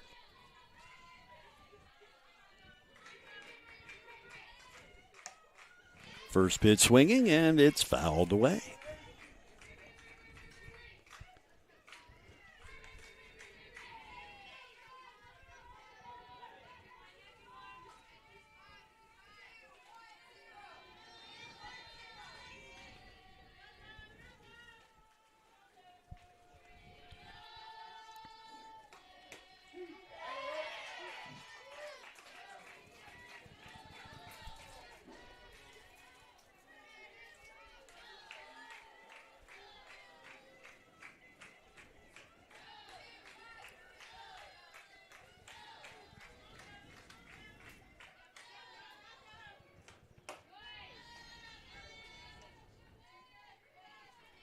1 ball and 2 strikes to Silguero. She, the designated player for Coach Purser and the Lady Senators. 2 runners on. Cranford delivers the 1-2. Just floats it up and just barely misses. The count now goes full. Or I believe it's 2-2 count. The umpire flashed the signs, but he flashed it so quickly couldn't make it out.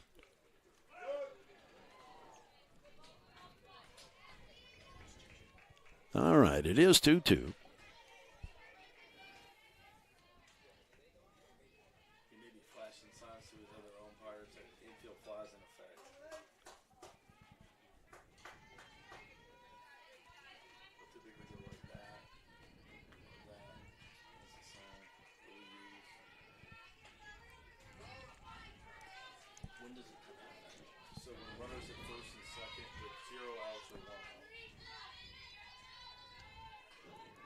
The pitch now to Brianna Silguero. Boy, Cranford wanted that, didn't get it. The count goes full.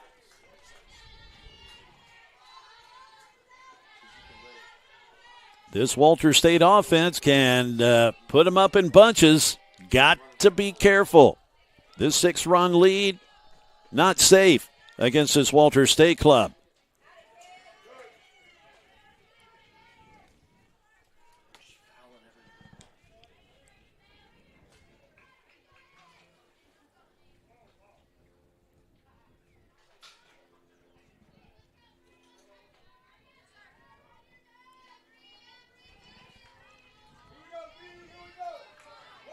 Here we go with the full count and 1 out, 2 runners on.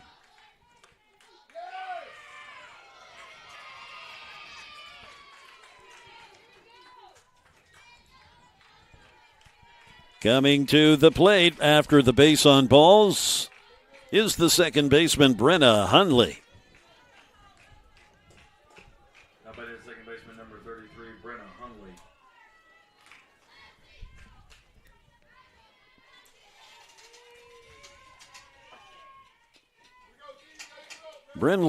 Brenna Hundley, an even .300 batting average.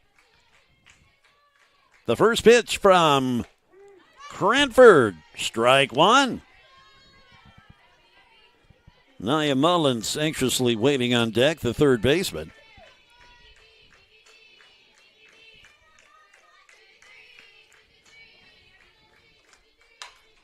And that will plate 1 run, make that 2 runs after Lowe bobbles it a bit. It's a 1-out single that scores 2 runs.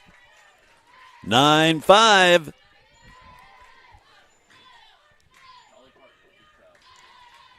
Now by the third baseman, number 1, Nia Mullins.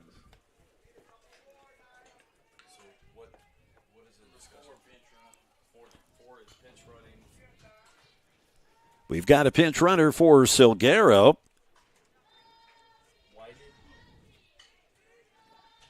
Faith Whited comes in to pinch run for Silguero at second. And it looks like Emma McTavish, the secret weapon that's not so secret for the Road State Lady Raiders, coming into the circle after Zoe Cranford makes her way to the Roan State dugout. Emma McTavish is coming in to pitch. Zoe Cranford will probably go back to the DP. McTavish named the TCCAA Pitcher of the Year. For the Raiders, number 7, Emma McTavish. McTavish leading the conference in wins, 17-5. This will be her 27th appearance this season. Boy, she has put a lot of miles on that arm of hers. 132 and 2/3 innings this season. Almost double any other pitcher on the team. The young lady who just left the circle next with 79 innings when the day started, Zoe Cranford. So a 17-5 record, 2.22 earned run average. McTavish with 6 shutouts this year, 15 complete games. She has done it all, and certainly deserving of the Pitcher of the Year honors that were awarded on Saturday.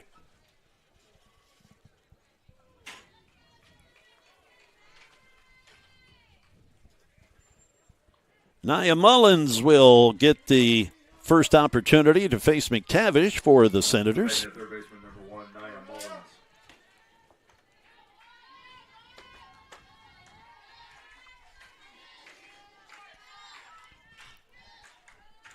Two runners on. The first pitch from McTavish. Swung on and fouled.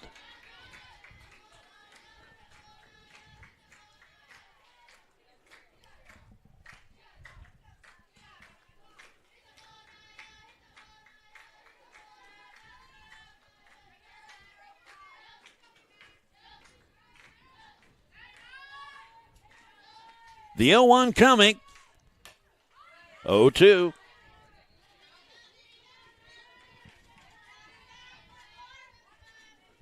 The Roan State coaching staff, at least what's left of it anyway, in the dugout, making the decision to go ahead and bring in their, again, not so secret weapon, McTavish, here in the pitcher's circle. The head coach, Marty McDaniel, tossed in the first inning. The little blooper is retrieved by the first baseman. That is Lucas. So the out recorded of Nia Mullins. Now batting the shortstop, number 23, Ali Sirit.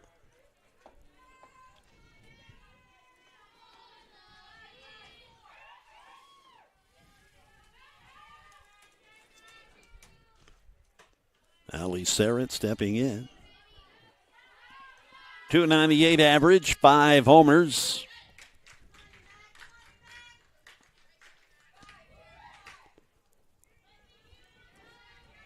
Ali, the sure-handed lady Senator shortstop. Over to second base. That's Schrader. Delaney delivers, and the out is recorded. 9-5 our score. The top of the 5th. We're on our way there on the Game Time Sports Network. In 1967, West Tennessee's first community college opened its doors. In the decades since, graduates have made a name for themselves as healthcare professionals, community leaders, business owners, veterans, educators, and so much more. With 3 generations of Jackson State graduates leading the way, the future has never looked brighter for West Tennessee. We are your community college. We are Jackson State.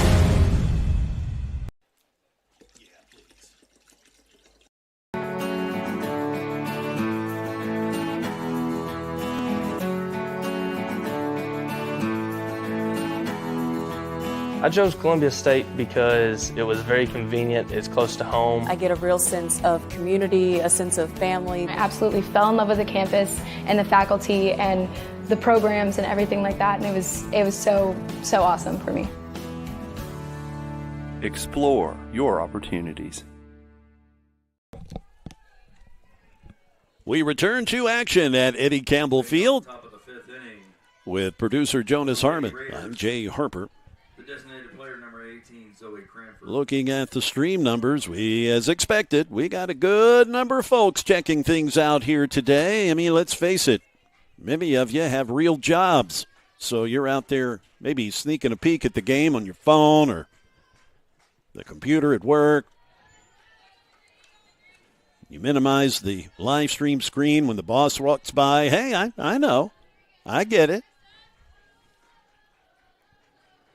Summer Smith in the circle. As Zoe Cranford, she fires one off the Eddie Campbell Field sign. Ballpark won't hold that one. That is a blast that adds one more to the Roan State side of the ledger and makes it 10-5.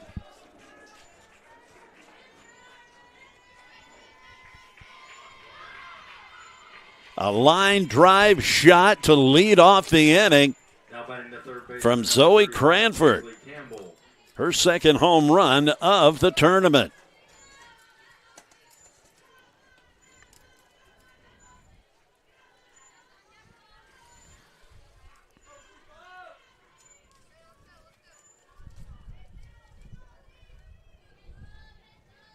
That's Zoe's 9th homer of the year. Paisley Campbell, the batter. Paisley gets, she's got double the home runs that Zoe does. She's got 18.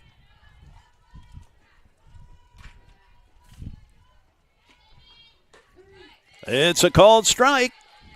1-1.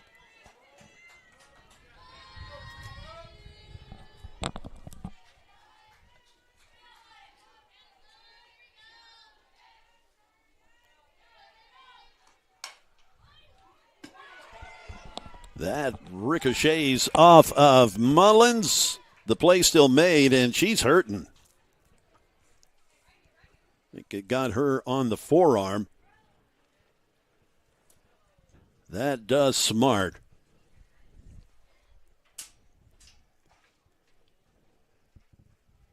Especially if it just, got you on the bone there, the forearm, as opposed to the meaty part. But, either place does not feel good when you get popped like that.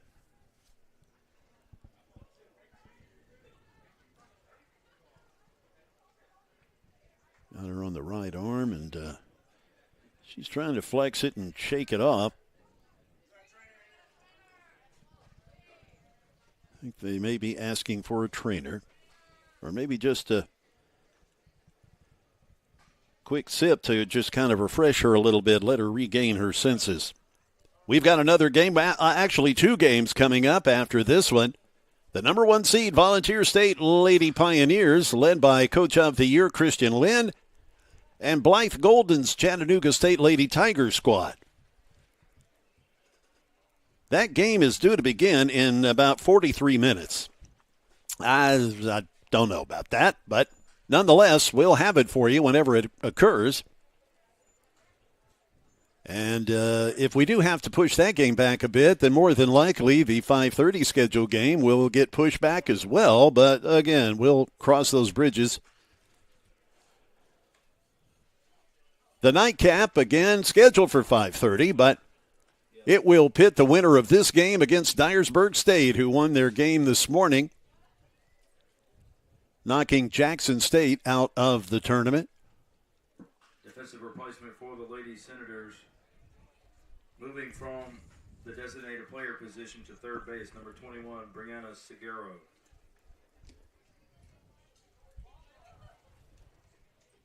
So you probably just heard public address announcer Bill Connolly announce the fact that Mullins, they're going to go ahead and pull her out to get that arm of hers iced up. Either the hand or the arm, thumb, somewhere in her lower extremity. So it looks like they're trying to tape up her hand or something there. But nonetheless, she's knocked out of the game, and Silguero will now come in and staff the third base position.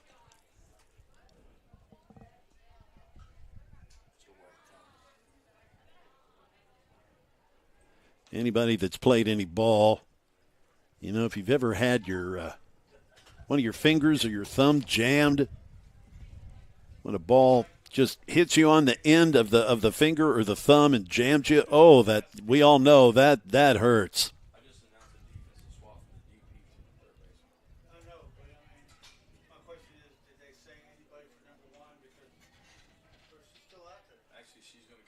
Looks like they're going to Mullins looks like she's going to grit it out. They've taped up her right hand with that right thumb. She's just making sure she can throw accurately and relatively pain-free. So it appears she's going to hang in there until Garrow. She's got her glove, and she's just casually strolling back to the dugout. Nia Mullins going to stay in the game. Correction. Going to be the trooper. Nia Mullins is going to stay in the game and play third base. No defensive changes. Well, good for Nia. Now batting the first baseman, number 10, Kalia Lucas. Back to it as Kalia Lucas in the batter's box for Roan State with one out. And no Lady Raiders aboard. Summer Smith delivers the pitch.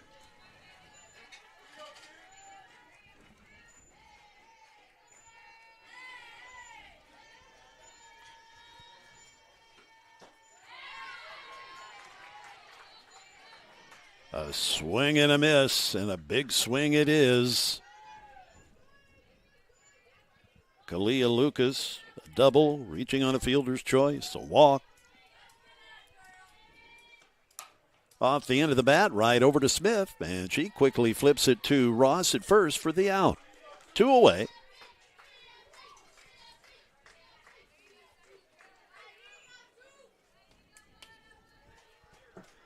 Second baseman, number 2, Delaney Schrader.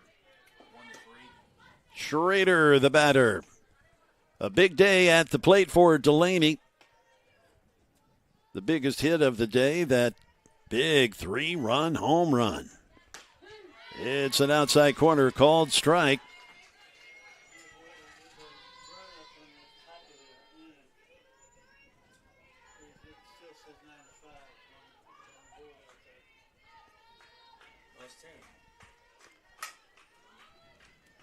Ooh, that gets through Mullins, goes through the wicket. Nia patting herself on the chest, saying, "Yeah, that one's on me."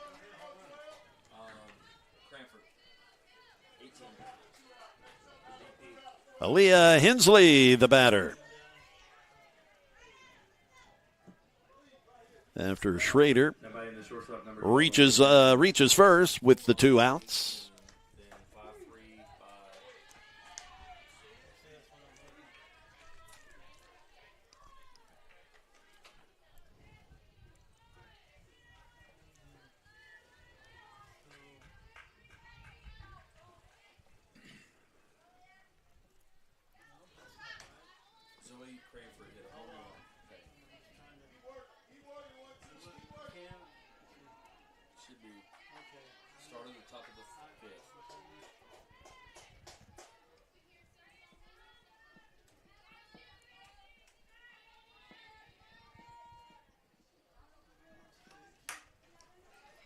That goes right to Serrett.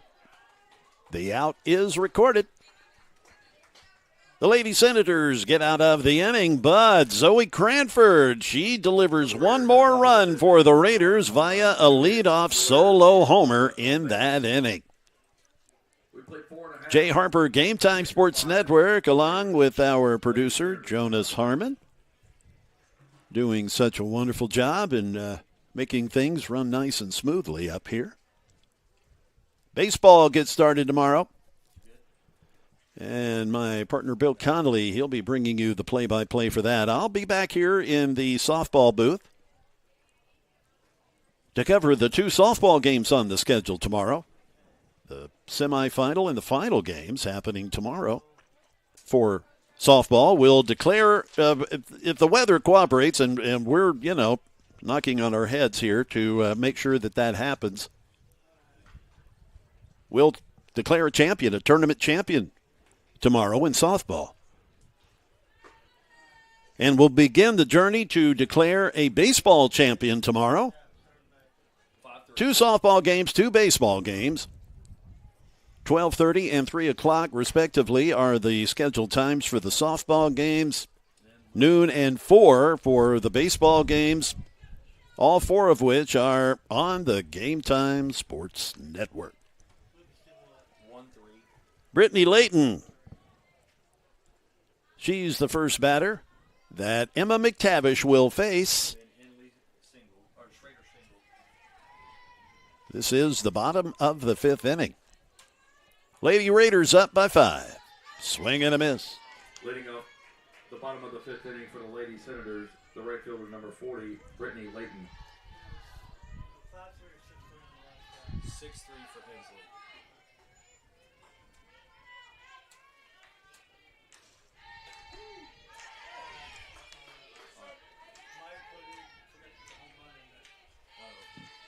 Dang it, Mike.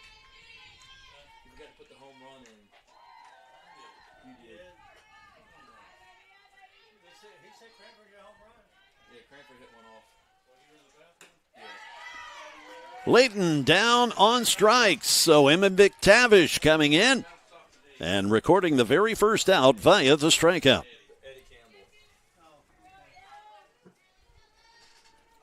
Now batting the left fielder number 2, Lily Killebrew. Lily Killebrew, she came in place of Cameron Allen earlier in the game, and Lily now at the plate. For those of my generation, every time I see the name Killebrew, I think of the killer who played for the mostly Minnesota Twins. That would be one Harmon Killebrew. He was also with the Washington Senators way back when, back before the Nationals were ever thought of. Ted Williams managed the Washington Senators there for a while. Didn't really go all that well for Ted as a manager. He was kind of a hothead, and didn't do him any benefit in the manager's role. But Harmon Killebrew, man, he was one of my favorites growing up. 548 home runs, and had some of the prettiest handwriting. I've got his autograph on a baseball, and it's just a beautiful autograph. 2 outs after Killebrew pops it out to left field, where Lizzie Lowe squeezes it for the catch.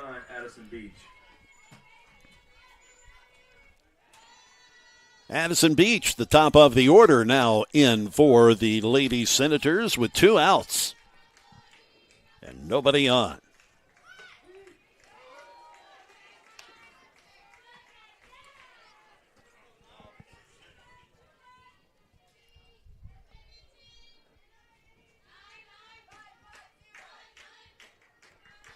It's one thing about a lot of the older players, their hand, back when when penmanship mattered, a lot of those older superstar autographs you can actually read them. They're legible.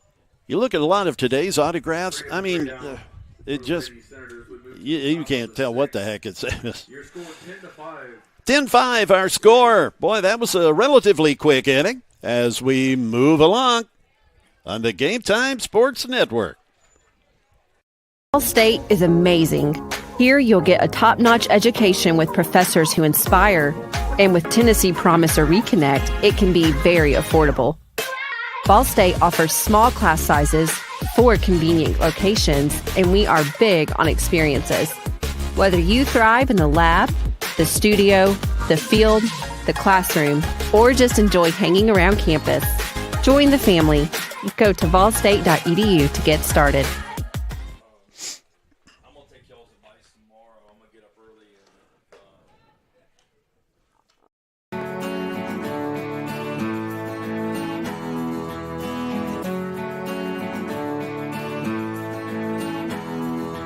I chose Columbia State because it was very convenient, it's close to home. I get a real sense of community, a sense of family. I absolutely fell in love with the campus and the faculty and the programs and everything like that, and it was so awesome for me. Explore your opportunities.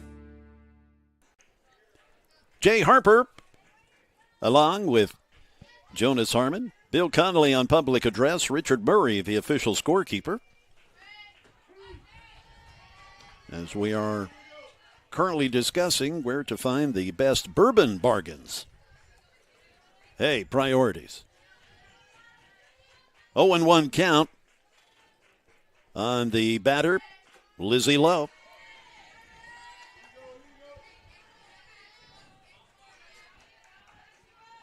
Jonas and I both live in Murfreesboro, and We've pretty well got all of the better liquor store establishments scouted out.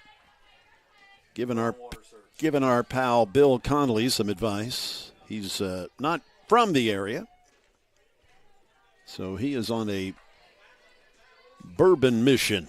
He's on a reconnaissance mission. He knows all about that, being an honored retired military veteran. That hit over to shortstop where Sarah collects it, and they get the out. Boy, Lowe, she is quick. They just barely get her for the out. Now batting the right fielder, number 8, Mara Yo. Here is Mara Yo.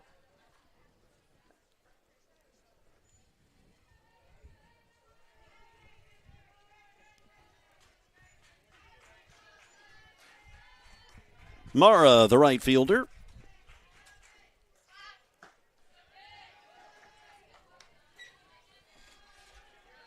Mara, like many players you see now, sporting the rather interesting, I guess you call that a ponytail.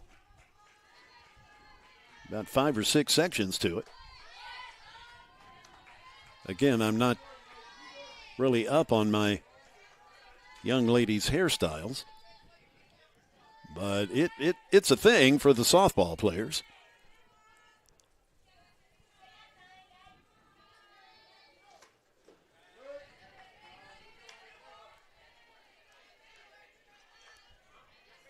Two balls and a strike with one out. Kyla Swafford, the leadoff batter, intently studying Smith from the on-deck circle. And she, too, sporting one of these fancy-fied ponytails.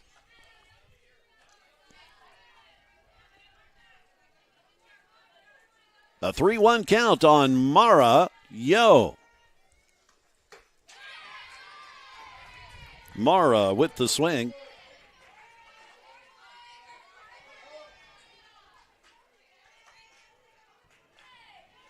The full count. How's it going to go for Yo? Oh, no, it's fouled off. A 3-2 count.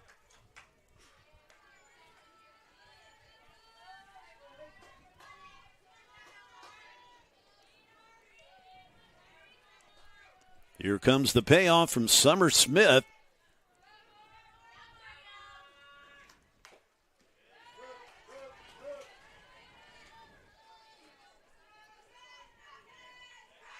We will repeat.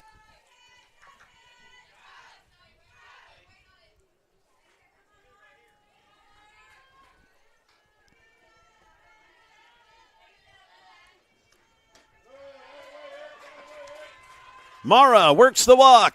A one-out walk. And that will set the stage for the leadoff batter. Back to the top of the order for the Lady Raiders, the center fielder, number 1, Kyla Swafford. Kyla Swafford now.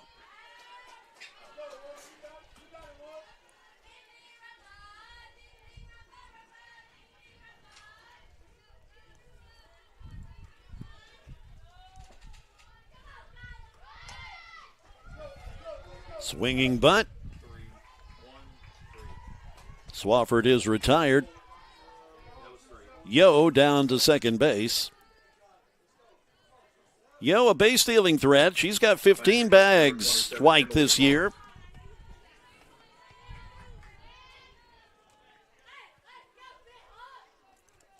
Emily Hawks, the Roan State catcher, now the batter.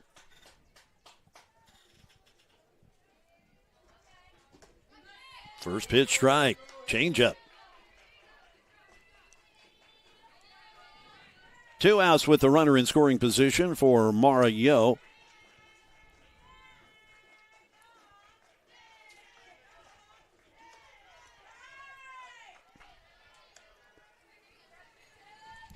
Another change, but Hawks, she's not biting.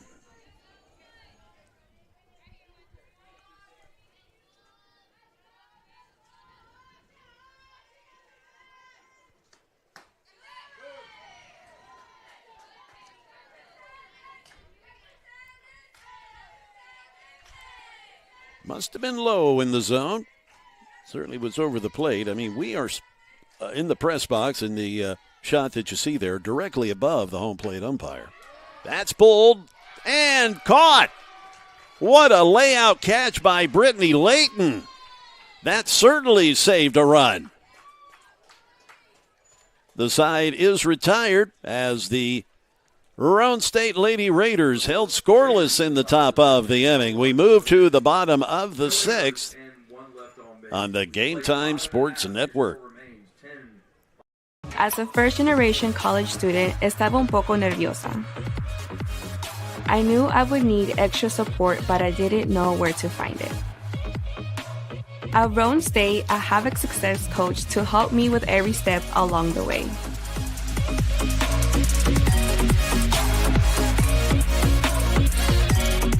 Para más información, visita la página roanstate.edu. Okay, she's in left now. All right. So that's not Layton. Layton is in right. As a first-generation college student, estaba un poco nerviosa. I knew I would need extra support, but I didn't know where to find it. At Roan State, I have a success coach to help me with every step along the way.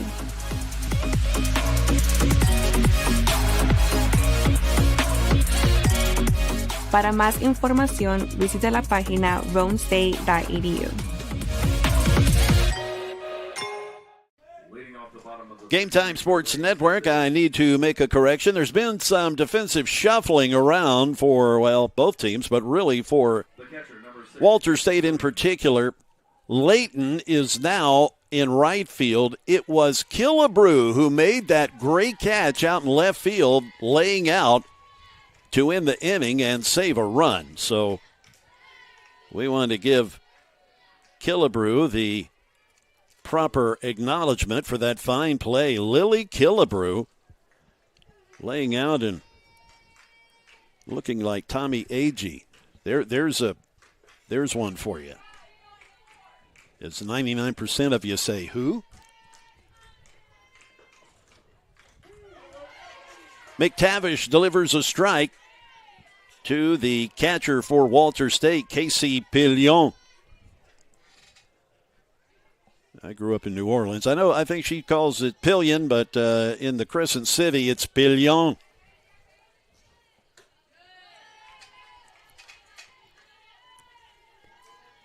Well, with that New Orleans accent, it's probably more like Pillon. Yeah, where you at, bruh? Saying hi to all the Yats. Swung on and fouled.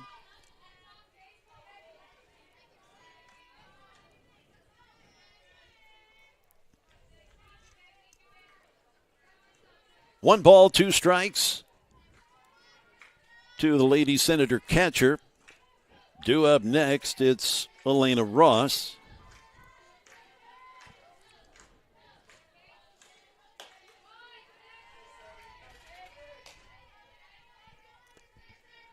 The next game is due to start in 22 minutes. Newsflash, it ain't happening in 22 minutes.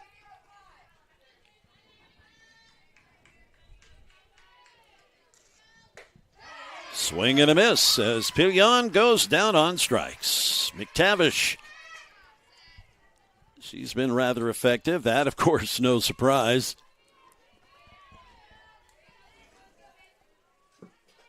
Elena Ross, the batter, the first baseman. Elena in the pitcher circle yesterday.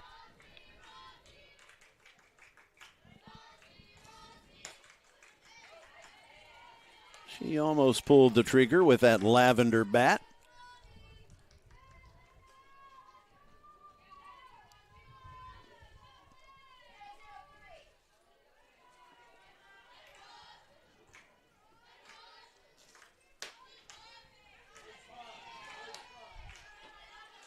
A 2-0 count.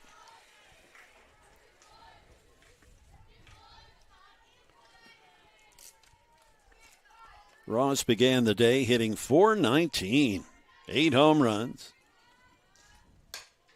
Off the hands, that goes to Hensley, who boots it. Ross reaches on the error with 1 out. It is Silguero, the DP. Designated player, number 21, Brianna Silguero. Now Coach Brittany Purser is calling out a pinch runner.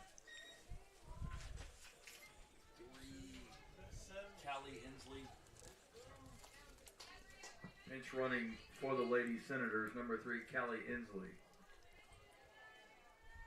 Callie Inslee, you may have heard, now the pinch runner. She a freshman from Blue Ridge, Georgia. Beautiful area there.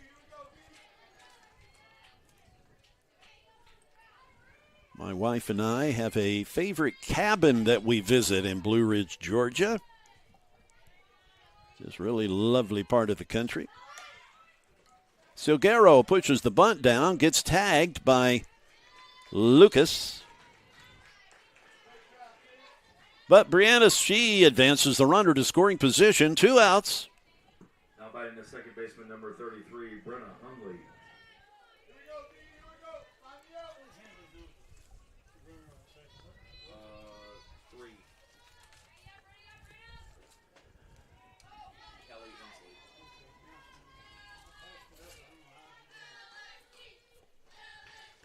Brenna Hunsley, the batter. Hunley, rather. There's no S in her last name. Brenna Hunley. Knoxville, Tennessee. Halls High School, a sophomore.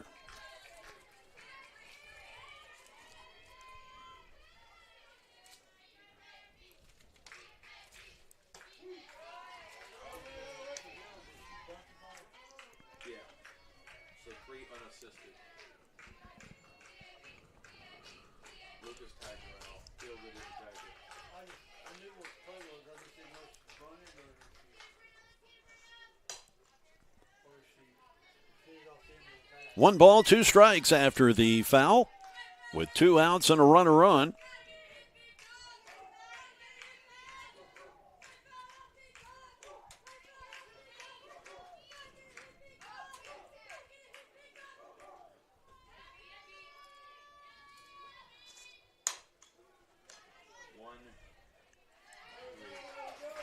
That's that. As a relatively smooth inning. Little something going as Walter State had a runner down on second, but the potential threat is quelched. Quell, is that even a word? Quell? Anyway. I think you know what I mean. I think that's a word. We're keeping it here. Summer Smith back in the pitcher circle. We did have a keyword of the game in this game. And I'll be a nice guy and say it again. Plate. That's where everybody's trying to get to. Home plate. Email that word to info@GameTimeSportsNetwork.com. And we'll send out to some lucky viewer. We'll ship you out a nice video camera and some other goodies. Just a little appreciation for checking in with us. Now, I will say this, that it just seems like the Walter State fans have been getting into this whole keyword of the game thing more than other team fans. Now, you other teams, you don't want to be outdone by that, right?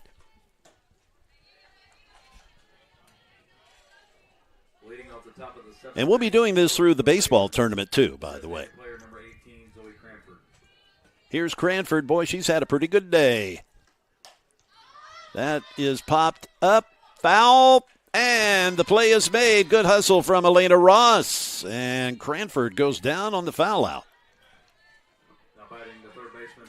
A quick first out is Paige Campbell now the batter. Or Paisley. I don't, I called her Paige when they were playing Cleveland State. And I just have to remember it's Paisley, like the design or the Prince record company. Anyway, there is another quick out from Paisley Campbell. I apologize to the Campbell family. You didn't name her Paige, you named her Paisley. Now batting the first baseman, number 10, Kalia Lucas. Kalia Lucas, the first baseman. This inning going amazingly fast thus far.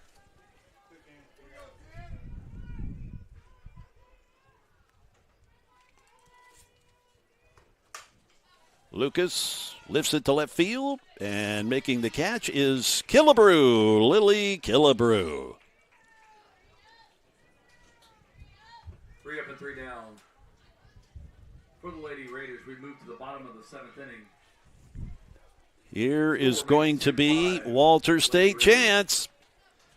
They have got to come up big here, or it is over for their season. We're going to catch our breath. We'll be back in 30 seconds on the Game Time Sports Network. Ball State is amazing. Here you'll get a top-notch education with professors who inspire. And with Tennessee Promise or Reconnect, it can be very affordable. Ball State offers small class sizes, 4 convenient locations, and we are big on experiences. Whether you thrive in the lab, the studio, the field, the classroom, or just enjoy hanging around campus, join the family. Go to ballstate.edu to get started. Jay Harper along with Jonas Harmon. This is the Game Time Sports Network. A pretty Monday. Now, Tuesday and Wednesday, if you've looked at a forecast for Columbia, it looks scary. We're hoping we can get through things tomorrow. We frankly, if the weather forecast holds out, we might be interrupted a little for the games tomorrow, but tomorrow does not look like a washout. Now, Wednesday, however, that may be a different story. But anyway, those decisions will be made by those that are not us. So we'll, of course, follow along and do whatever's necessary to get the games covered for you, no matter when they are. Nia Mullins, the batter. Going to be up to Nia to try to get some things going here. This Walter State offense, it's not out of the realm of possibility for them to score 6 runs in a half inning. So, as a former Yankee catcher used to say, it ain't over till it's over.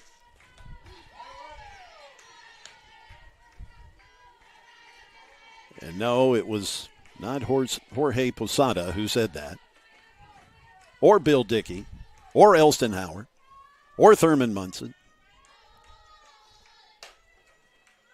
Hit into the ground, flipped over to second, and the play made by Schrader. 1 away.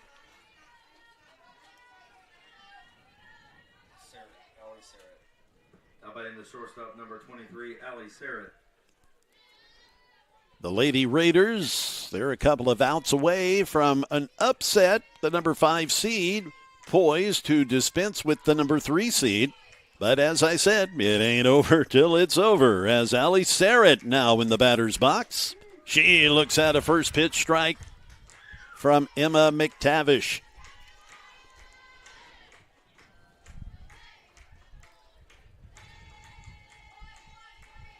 Emma, the strawberry blonde. Could you have a more Scottish name than McTavish? A classic name. An 0-2 count. You can just kind of sense that Emma, she just kind of feels like it's time to just get this thing closed out. Slam the door.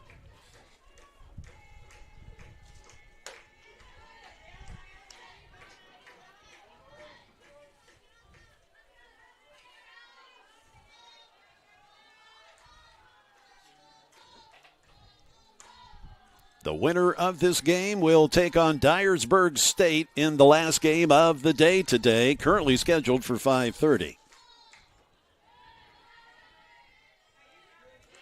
McTavish rolls that one in.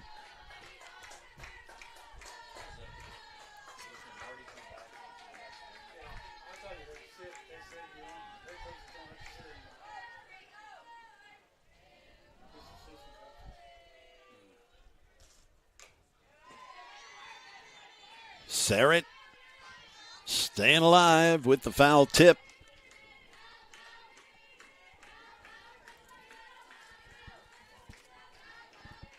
There's been some question as to why we've not seen Lauren Rule in the lineup for the Senators. Speculation, perhaps there's an injury. Lauren, an all-conference player, an all-TCCAA player. And we've not seen her in this tournament.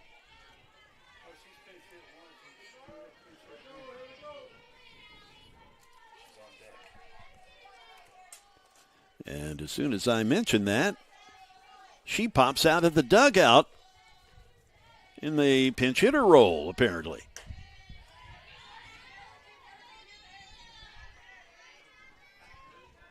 Wow, I'm psychic.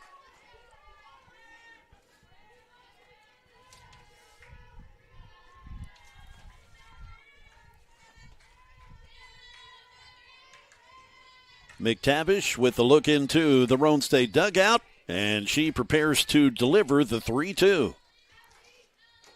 Swing and a miss as Sarrett is retired.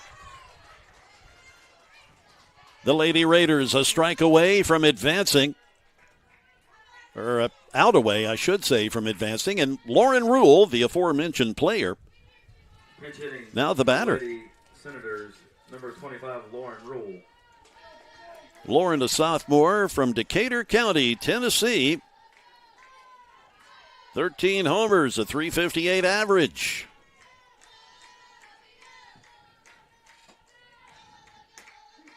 A first pitch strike from McTavish. As she nods her head in agreement with the umpire. Yeah, that was a strike.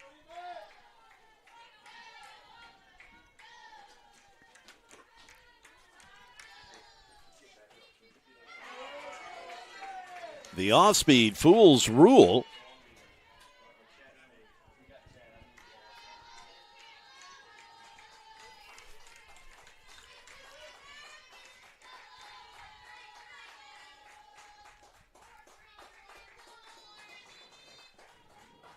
The 0-1 coming. 1-1.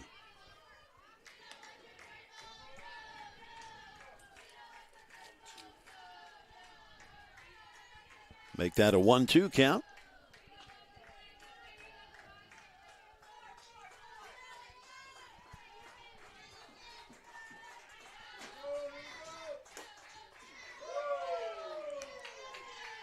A couple of inches outside.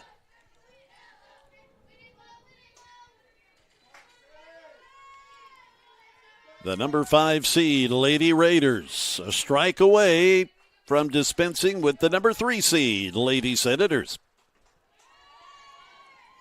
We now go full.